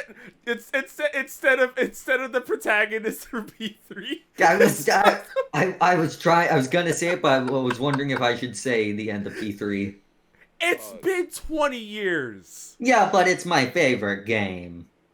They probably visit him during Christmas. It's fine, dude. Think about it. Not only does your protagonist get to live, Stadia gets to take its place. It's a win-win. Hey, we all win. Now just make sure he unturns himself to a door back to human. No. Well, no. Door boy gets home safe. It's Stadia gets to take that place. Yeah, now he's free to hold hands with the robot. Nah, let's be real. It's gonna be Elizabeth, by force. No choice. I mean, hey, No lube. hey. No lube. Elizabeth might be open, is all I'm saying. Okay, fair. All right. He has two hands. He has 2 hands for his headphones and nothing else. I guess just uploads her AI into the headphones. I have been staring at you since 3 a.m. Every song he listens to is just, I need your help. And no, anytime Igus wants to talk to him, it just plays baby, baby, baby. It just plays mass destruction in that one lyric over and over. All of Igus is replaced with music, and all of the music is replaced with Igus. And all Igus says is puns. Yeah. Well, actually, bringing this back to Terminator, one of her win lines is Hasta la Vista. Fucking better be. It is. So, new news, not good news. WB Games is getting broken up due to AT&T's / Discovery's sale / merger. So some of the IPs are going to be sold off. Not confirmed which ones. It's still in the process of being done. They're still doing the wholesale bit, but it does raise questions as to what's going to happen to Lord of the Rings, Mortal Kombat, fucking what else? Injustice. Injustice. Well, no, Injustice is all under NetherRealm. One thing I want to know about all this is, will the fucking Nemesis system finally be out in the open? Yeah, you get Nemesis system in Puyo Puyo Tetris now. Finally! The way it was meant to be. The Nemesis system in Power Wash Simulator. Nemesis system in Cooking Mama. That just turns the game into Hell's Kitchen. And that's a problem? No. Is Gordon Ramsay a playable character? He's No, Gordon's the Virgil. You fucking don't get. Why is Gordon Ramsay Shrek? You see, I'm like an onion. I got layers. But at least my onions aren't fucking raw. You see, Donkey. Donkey is fucking raw. God, we are all horrible at impersonating Gordon Ramsay. I'm not even gonna try. Yeah, well, I mean, what did you expect? What the fuck did you expect? At least not Shrek? I don't know. Maybe I'm just expecting too much. I can't do Scottish, damn it. I've tried, but I can't. Yeah, it's sad that I failed at it since I'm part Scottish. Oh, you lucky duck. Like the two things I know about my ancestry are that I'm Scottish, and Australian. Which Two really things that gives me the right to say the word cunt more than most women. I say. I say, oh, you fucking limey bastard. Nah. Also, my dad was a sailor. I get a free pass for sailing in general. It's not sailing, swearing. You're gonna Jesus. die. I You're said gonna die. I meant swearing. Saying I'm bad about words. to say, the only thing you're sailing around is a fucking kiddie pool, guy. I just sail on a floaty. I just imagine you just holding onto the boat on the pole, just with the wind flying by. No. He's Captain Jack at like the end of Pirates 1, where he's just bailing the fucking boat, the little dinghy, and you can just see him. He's only made like 7 feet. I step on the dock just as it sinks. You step on the dock and break through the dock. And the dock is sailing away now. And the music is still playing. Just sailing on a broken board. Yeah. No, and then you just hear like gurgles, but with the theme of the pirate. We're like. I'm just thrashing around in a pool on a pool noodle. Glub, glub, glub, glub, glub, glub, glub, glub, glub, glub. You are by far the worst sailor I've ever heard of. But in reality, he was sinking in a 10-foot pool. He's thrashing around, and everybody's looking at him. It's like, are you gonna help me? Just stand up, nerd. It's like, oh. Hey, look, if your favorite VTuber needs floaties too, you can't judge me. Hey, she's hydrodynamic. Yeah, and she can't access most of the hydro, apparently. Hey, she doesn't need to. Doesn't need to. It's just been a while since she swam. Okay, give her a chance. All right. Next up on docket, I'm excited for this. I am excited for this life-saving technique to deliver oxygen-carrying liquid through anus gets named after Evangelion. Now, adding to the list of 1,000 things I haven't seen Evangelion, but this seems right. I have seen Evangelion. I haven't seen End of Evangelion because I find that to be too damn depressing. And boy, howdy, do I just like I should not give myself less reasons to want to live. Okay, but how does this relate to the anus? Well, hey Shinji, get in the anus. You are Ant-Man now. You know what's worse? What? It was the news article not reminding me of an anime. What? Ness, do you remember this anime that's about a group of girls trying to survive on an island? Oh Yeah. Do you remember the end? I don't like where this is going. Yeah. I mean, it goes because it has to. And Ness, can you explain in It detail does. what happened to survive on a floating raft? Yeah. They had to shoot water up their anuses to stay Yep, hydrated. but I was gonna ask, was this a fucking enema? Yeah, it's an enema. Yep. I mean, you basically want to do that because if you drink it through your stomach, you're gonna puke it all up and you'll get more dehydrated. Yeah. If you take it through your ass, it kind of bypasses a lot of the defenses in your body. Just kind of they get absorbed through your colon, because a good chunk of your absorption is like in your intestines. So that's an actual survival tactic. Yeah, that is. Some of the appeal of anime is that it's fantastical, not always bound to reality. Doesn't need to be real, No, it needs to be even more real. Does it? It does. I mean, it doesn't need to be real, but it's sure as fuck not going to stop it from being real sometimes. Yeah. Also, there's a comment in the article for said Ava method. It's now called the Ava method. Refers to enteral ventilation via anus, inspired by the LCL liquid by Evangelion. There's a tweet by Shinji's voice actress saying, "Taking LCL through the anus? I've never done anything like that before. What's going on, father? Misato-san? Will the Ava method save us from coronavirus?" God. What if at a point you'd be blowing up like a balloon in the cartoons?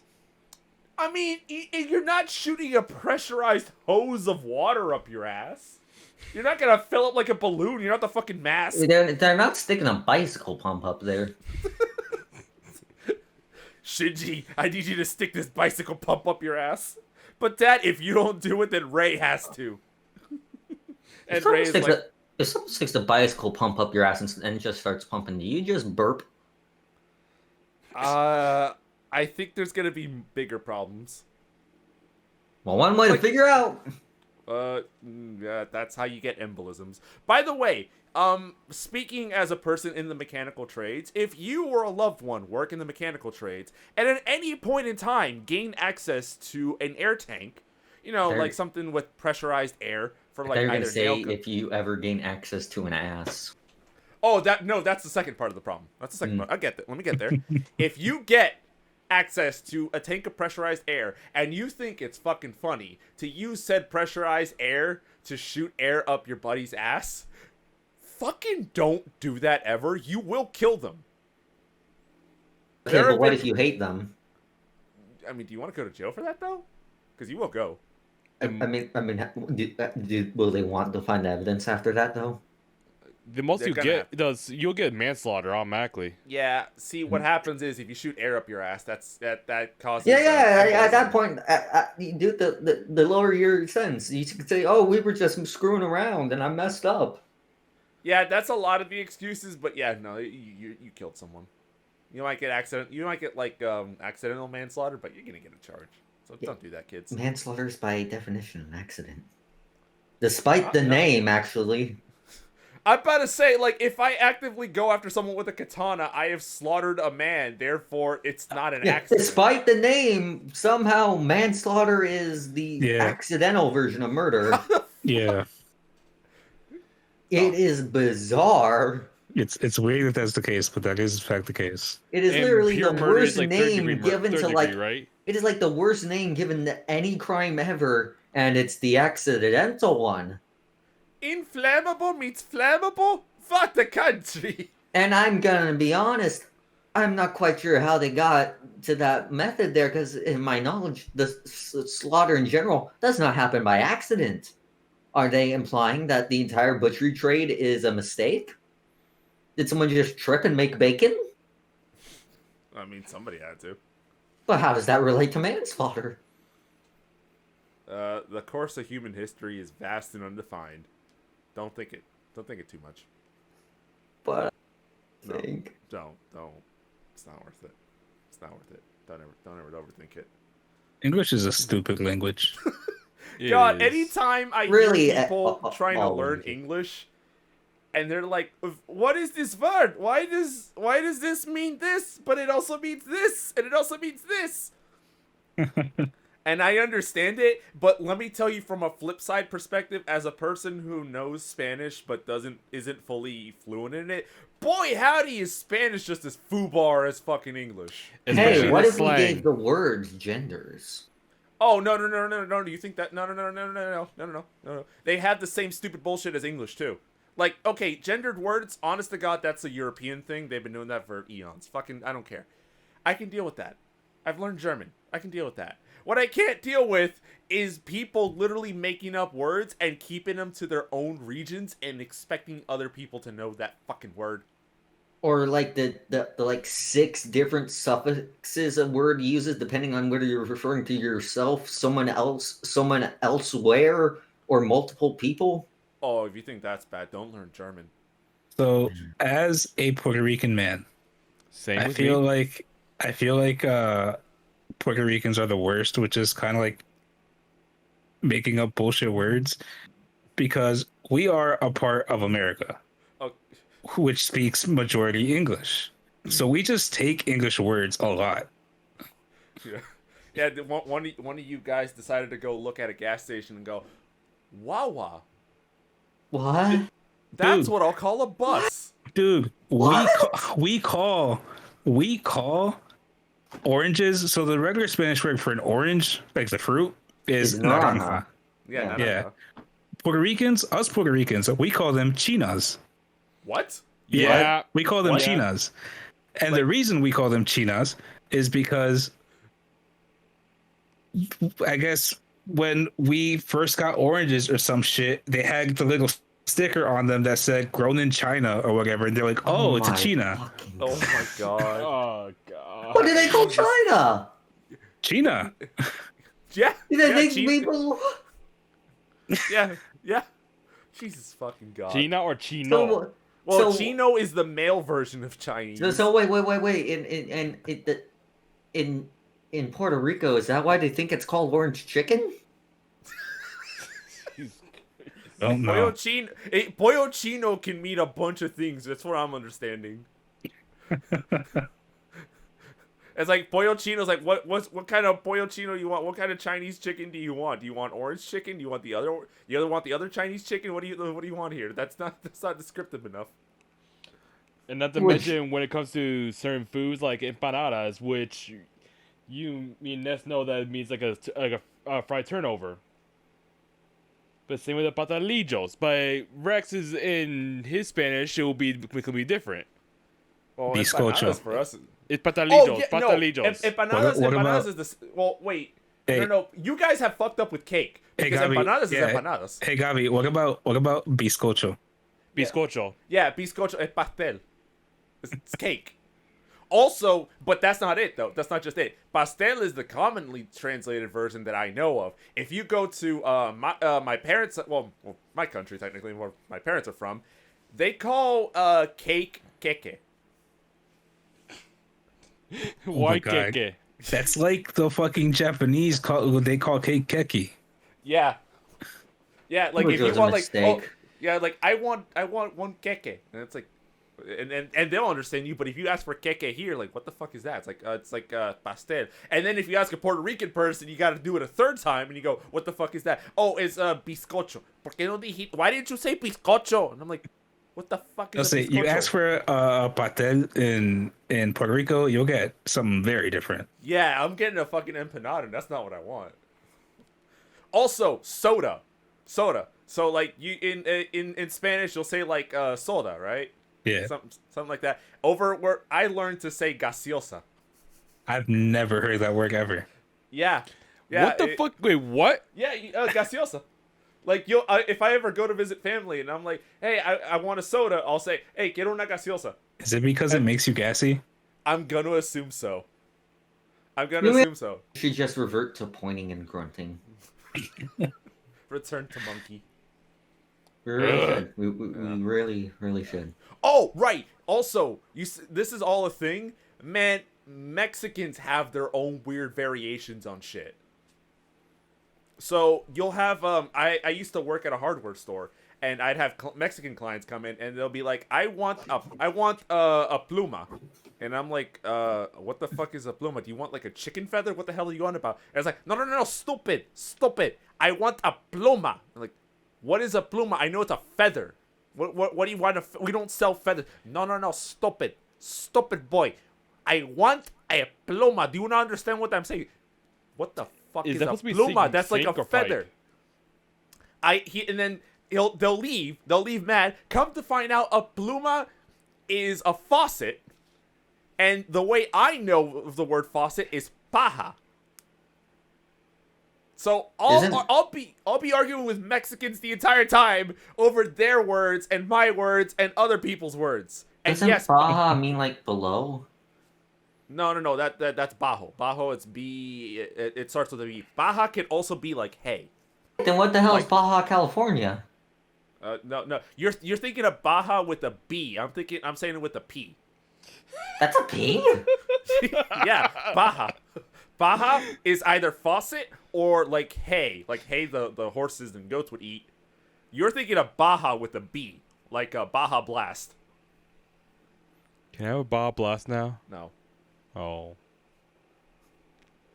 Yes, My soul Spanish- is it. Can we go back to talking about the anus? The off-topic podcast. That's what No, we no, should- no, we no, should- that name's taken. That name's taken. Yeah. Yeah, If Rooster yeah, Oh, Teeth didn't never steal Rooster that, Teeth. mind. Never mind. if Rooster Teeth didn't steal that from us 10 years ago, boy howdy would we I have had forgot a about podcast that. name. I forgot about that. Guys, I'm seeing guys in colored armor showing up outside of my house. It's fine. If it's Gavin, all we gotta do is throw bread at him. He'll scream like a bread? bird, and we'll know it's him. It Well, has to no, be no, wet you press gotta be wet. It's gotta specifically. be wet. Yeah, well, yeah, it's fine. Tell them you can only enter if you bring headlight fluid. Jesus Christ. I'm the smart guy. He's a smart guy.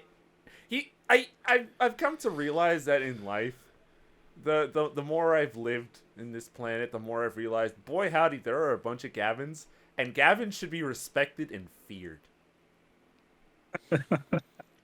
He's a smart guy, He but is he's not no incredibly smart guy. intelligent. He's like how was it? High intelligence, low wisdom sort of deal. Yeah. Yeah. Yeah. He's also Anyways, about like the anus. he's also smart, but like he doesn't often explain things very well. He's dumb about being smart. Yes. He's an idiot savant. So, anyways, back to the butt. Yeah, back to the butt. Well, we're done with the butt. We've Oh. tortured the butt too long. Now Okay. we're moving on to Doom, because Doom Yeah. is now according to a tweet, I am proud to debut the world's first gift-based port of Doom on AO3. Yeah, I actually tried this out earlier today. It looks like basically any fanfiction page on Archive Our Own, except it runs like Twitch plays Pokemon. You What? play you press the button and the GIF moves, and anyone who's reading the page can press the buttons. What? I shot a demon earlier today. It works. Oh my god. That. I only tried it out for like 30 seconds, but I did shoot a demon. I'm pretty sure I was the one who shot it, I think. There's a lot of spinning around. You did it. You did I it, do buddy. not get how it works remotely on this website that also hosts 474 works in Jedediah / Octavius parentheses Night Museum. See, I've been debating podcast titles for this one, and boy howdy do we have a doozy of a whoppers. Doozy of a Whoppers? What? Are you hungry for a burger? No, just fucking. Is that a phrase? Yes. Shush. But anyways, that was my one contribution to the news. Yeah, you just Google up like Doom, but can it run Doom on Archive of Our Own, and you can play. Well, next up on docket. For those of you fighting game scrubs out there who we just had a discussion about how Spanish is a weird ass language. Fighting game lingo is a language in and of itself. Luckily, scholars of the internet have scoured their resources and have finally created an archive and guide to help us understand what words like wave dash, Roman cancel, fuzzy, and crumpet dash mean, and many more. I don't know what a single one of those words mean. Yeah, except crumpet dash. For some reason, Shrek Super Slam ain't on here. So you know what? It's not a complete list. Not a complete list. Just saying. Shrek Super Slam for Evo. You also know what a happy birthday is, which is one of my favorite terms, personally. Sounds like some sort of sex move. Maybe it is. Maybe it is, Halo. Maybe it is. But yeah, it's a Honestly, if you fantastic... think about it, that could apply to most fighting game terms, huh? Yeah, a Roman cancel. I mean, Roman I cancel. want to see how I Roman cancel. I mean, Roman cancel does sometimes get shortened into just romancel. Well, that just sounds like you Yeah. fucked up at speaking words. Yeah, At that point, the language just falls apart.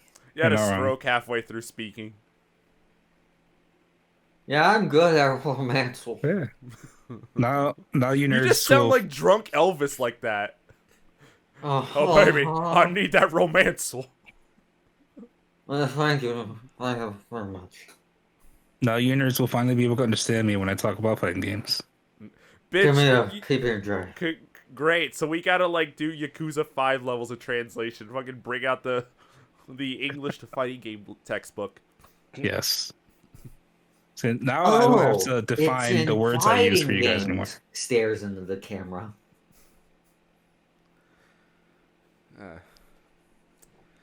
All right. Next up, Injustice: Gods Among Us. Getting an animated movie by the end of likely before the end of 2021. Yeah, Which Neato. I'm surprised it hasn't gotten a movie already. yeah. I'm just curious if this is going to be like an adaptation of the game, or if it's going to be an adaptation of the prequel comic, or if it's going to be if it's Its going own to take thing. place after the second game. I'm hoping it's a combination of the prequel comic and the actual game, because the prequel comic fills in a lot of holes. Yeah. In a real twist, it's actually about the original universe you see in Injustice. That's just normal DC. Oh, I thought it was. I thought the movie was gonna be about DC versus Mortal Kombat. Yes, everyone's favorite character, Dark Khan, finally gets animated. Oh God, Please no. no. Well, it's best to leave that abandoned on the Yeah. rocky Can I shores. just say that MK versus DC was actually like my second Mortal Kombat after Deception? Oh, It was rated T, okay? My mom would allow Wow. it. You started on low tiers, didn't you? I will stand by Deception. I will stand by it. It had chess combat. It had chess fucking combat. Which was the one that had the go-kart combat? That was Armageddon. Oh, okay. But chess combat, dude. And puzzle combat. And did I mention Shredder, Sub-Zero, and Melina's outfit? Several times. And conquest mode where you could just punch people for no reason. So Like this- anyway, I would also like to point out that in the prequel comics, that has one of the most badass moments. I think it's one of my favorite moments. Where Alfred just kicks the shit out of Superman. Oh yeah. Yeah.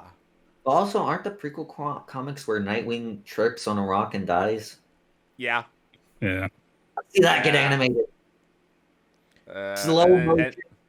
and Like then- Sports Center, like drawings to see the detail. And then Damien becomes Nightwing, and Damien in that universe sucks ass. I thought Damien do like something at Nightwing. He fell over and hit his head on a rock or something. No, It Damien was is something around. like that, yeah. But it was Like, either way, it's Na- lame Damien as hell. is the reason why Nightwing died, because I think he was fighting Nightwing or something, and then like, whoop. It's like a petty throw, and then Yeah. that happened. Yeah. Batman's first protege trips and dies. Yeah. It could have been the stairs that took him out. It could have been any week, really. Could have been the ass. Could have been that famous Grayson ass. Well, there's too much cushioning there. And hey, cushion for pushing. Cushion for pushing. Tell that Starfire. That's why. Why do you think the pushing is? Where do you think it came from? That is where interstellar relations start. Now you are Pregante. So yeah, the Injustice anime movie is gonna be about Mpreg. Oh God. Oh. All right. Last bit of news here on the docket. Time Splitters is finally coming back. This time for real. For the third time. For really reals. Totally coming back. Please, God, let it come back. This is like seriously, this is the third time it's been announced that it's coming back. Time is one of the things I've heard so many good things about it, and I know next to nothing other than it's good. I've played the multiplayer when I was a kid, and that shit was solid. Time Splitters has had a history of supposedly being remastered over and over. There was at one point, it was announced at E3 that there was going to be a remaster released for free. Like, that's what I remember. It was like, oh yeah, you can play a version of Time Splitters for free, be the multiplayer and all that fun stuff. That never happened. There was another thing that was announced. Another company picked up Time Splitters. That never happened. This is like the third one that I know of. This one being published under Deep Silver. And apparently reformation of Free Radical. So, I mean, third time's the charm, but I just really want Time Splitters back. That's where the monkey bomb came from. Question. What's up? Is there time in this game and does it get split? Yes. Awesome. Yes. No, that there actually is one thing I know about this game, and that's for the longest time I had it mixed up with Time Shift. Yeah, same. Like I have time shift, and I'm just like, oh, I have time splitters. No, I have time shift. Oh, Play Time Shift, it's all right. I played. Well, and I don't think I played time shift on stream. I played it. No, I didn't. No, I did play it on stream. I just didn't play it with this channel. Really? So it doesn't exist. It exists in an archive in an old YouTube channel. Your past has been erased. I will never pull up those videos. Holy fuck, dude, the old videos suck ass. I started looking at them again. I know that feeling. Dude, Gobby, I'm sorry. I watched all our old content. I know. It's horrible. I know. It's I know. oh my god. My editing skills were awful. Our commentary was how do we put this delicate? Not great. No, it's not. I'm really happy where we are now. There is a day I'm gonna be afraid that anyone who recognized me from any of this stuff before I like met any of you guys like shows up in one of my streams like, hey, you're from that thing, and I'm gonna be like, oh no. So, and I've watched some of your guys' old content because back when you guys were making that shit, Gobby actually told me about it and like linked me to the channel. I think was, we like, still have asking a me for- recording. We still have a recording of us playing Ultimax that I was supposed to put out. It was more quiet and tense. Well, also the audio sounds like shit. Yeah, that too. Like we used to record on a Yeti, and the problem is this was before I knew how to actively isolate stuff and actually like tune out a lot of the background noise. So you would just hear the TV all the time. It's not great. Not great. No, it's not. It was a good match of Ultimax. It was not great to listen to. Just stick the mic next to the AC unit. We might as well have. We honest to God might as well have. Also, I think half the time we recorded, we also tried to get drunk. Because we figured alcohol would help us. Like anytime we would go out to record, we would get the following. We would get cheap ass fast food and booze.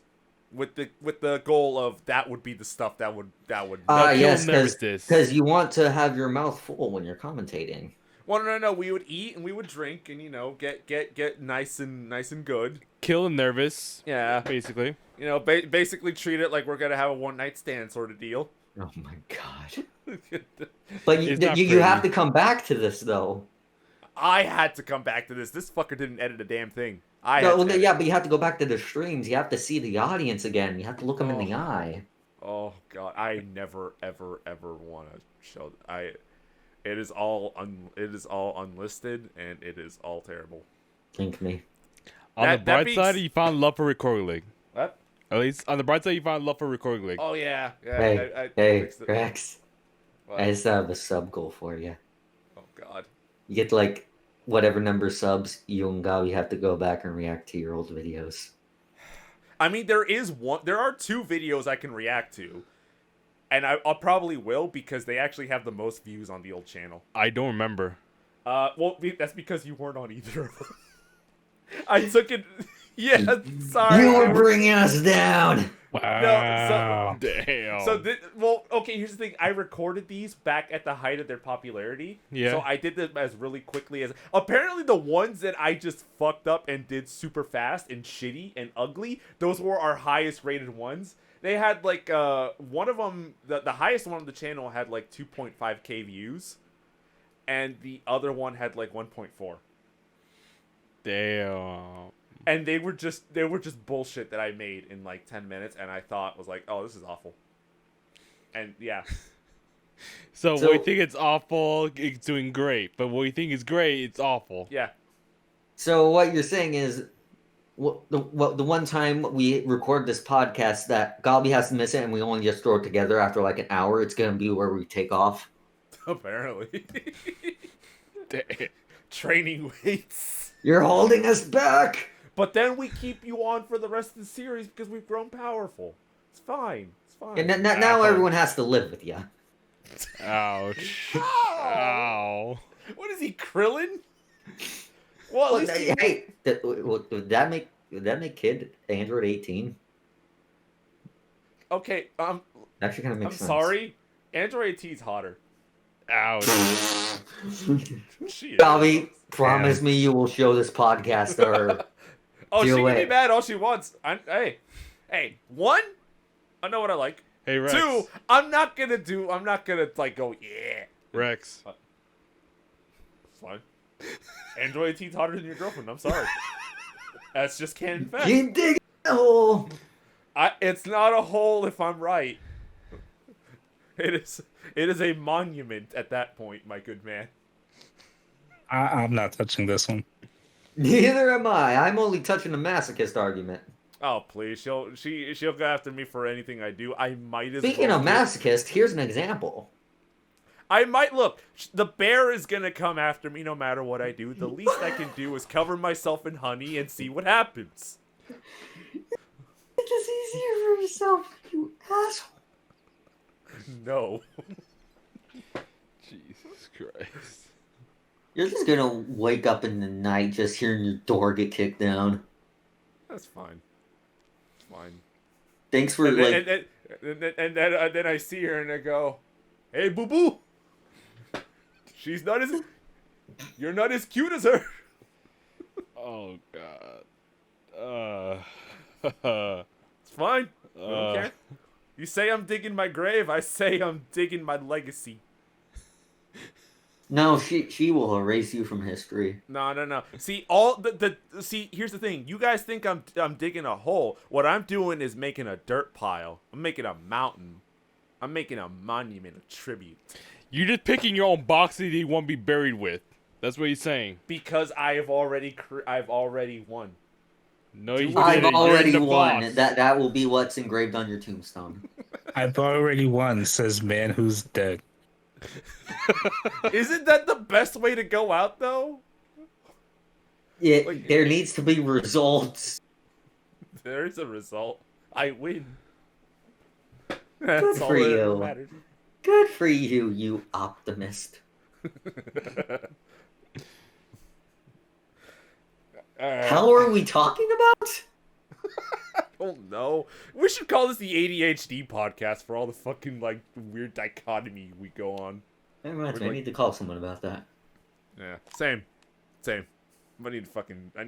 I need an appointment with a therapist. I was about to say something else. Fuck you, Celebrity Jeopardy. You were gonna put a space in there, weren't you? Yeah. I've gotten so used to saying it like that. I mean, hey, What? I guess if you're looking at getting an appointment wise, knowing what you're going into, it isn't that.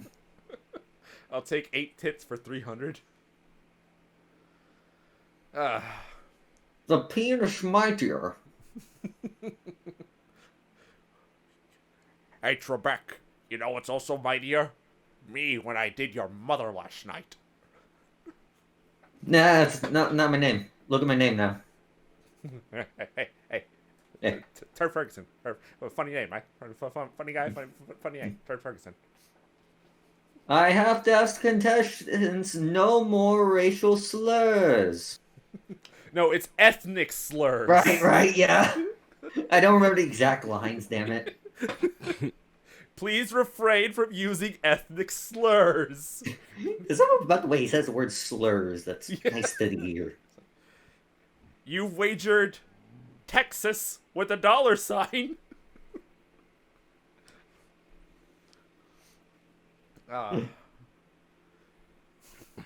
God, a teacher of mine when I was in high school showed us all of Celebrity Jeopardy, and yeah, just took off from there. Yeah. Well, that's all the news on the docket. I guess this is about the time we would wrap up, I guess. And this day is not 6+ hours. To leave us off, let me read us a story. Uh-oh. The Only One I Want by X Pink Sprinkled Donut X. What? Summary. Octavius and Jedediah Oh my take some God. time to talk and relax Oh, before no. sunrise. Prompt. You're the only one I want to wake up next to. It was peaceful in Rome that night. Sunrise would soon be upon them, so most figures were simply relaxing until it was time to return to their positions for the day. Where's the Above them, Larry's voice rang out from the intercom. I don't know how to sound like Ben Stiller, so I'll just say this like myself. So wait, we're just gonna let this rock or? I was expecting him to end this already. Well, okay. So do you not want to plug your shit? Because otherwise, I'll cut this off. I have no problem with that. That's what I was expecting the bit to be, but apparently you're invested. No, I'm invested in dying right now. We just want to. Okay, all right, everyone. That's the podcast. That's apparently what we're ending this fucking mess of a charade on. Right. Send us your Octavius/Jedediah fix in the comments. If you got a thing to send to Halo Spaz, 56051 Alexis Neon. Excuse me, it's at HaloSpaz117 on Twitter. Send that shit there. Montreal, Quebec. Imagine you just say his actual address. I'd let him know. I'm not sending anything to him. Yet. Anywho, so you kids want to plug your stuff, or do you want me to just cut this whole bit off the podcast? Because I'll be glad to. My stuff is HaloSpaz117 on everything. Give me your money. Literally everything. Are you playing something? Are you just gonna read gay porn all day? What's your shtick, guy? Well, we'll wing it. Maybe both.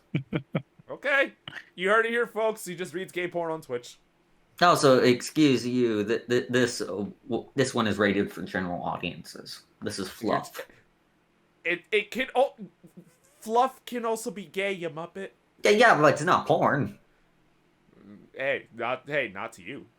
Look, the tags are fluff, established relationship, post night at the museum, cuddling and snuggling, Tumblr prompt, originally posted on Tumblr, one shot. We don't kink shame here unless it's funny. Okay? I'm encouraging. You're encouraging kink shaming? No, I'm kink encouraging. No, you. All right, you heard it here, folks. HaloSpaz117. Follow him on Twitch for kink shaming. Shame is kings all the time, every day, all day. Hey, Ness, you fool, that is my kink. And we have that on recording. Hey, Ness, you want to plug your stuff to this fucking farce of a goddamn podcast? Yeah, sure. You can find me on Twitch at twitch.tv/Caribbean_cruise. I'm currently playing Through Near Replicant and Shantae. And I go, Gobby, are we still doing For the King, or are we moving on to something else? For the king still. Okay, yeah, so then there'll be one For the King stream this week at some point. I don't know when yet. We're still figuring it out. Yeah.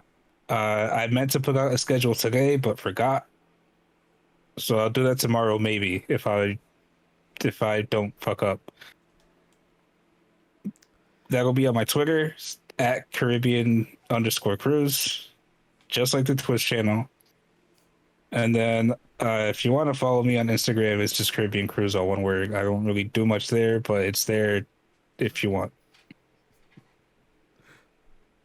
And as usual, Gobby doesn't get to plug his stuff in this week. Yeah, he's busy, so he's not plugging his stuff. So I'll plug mine.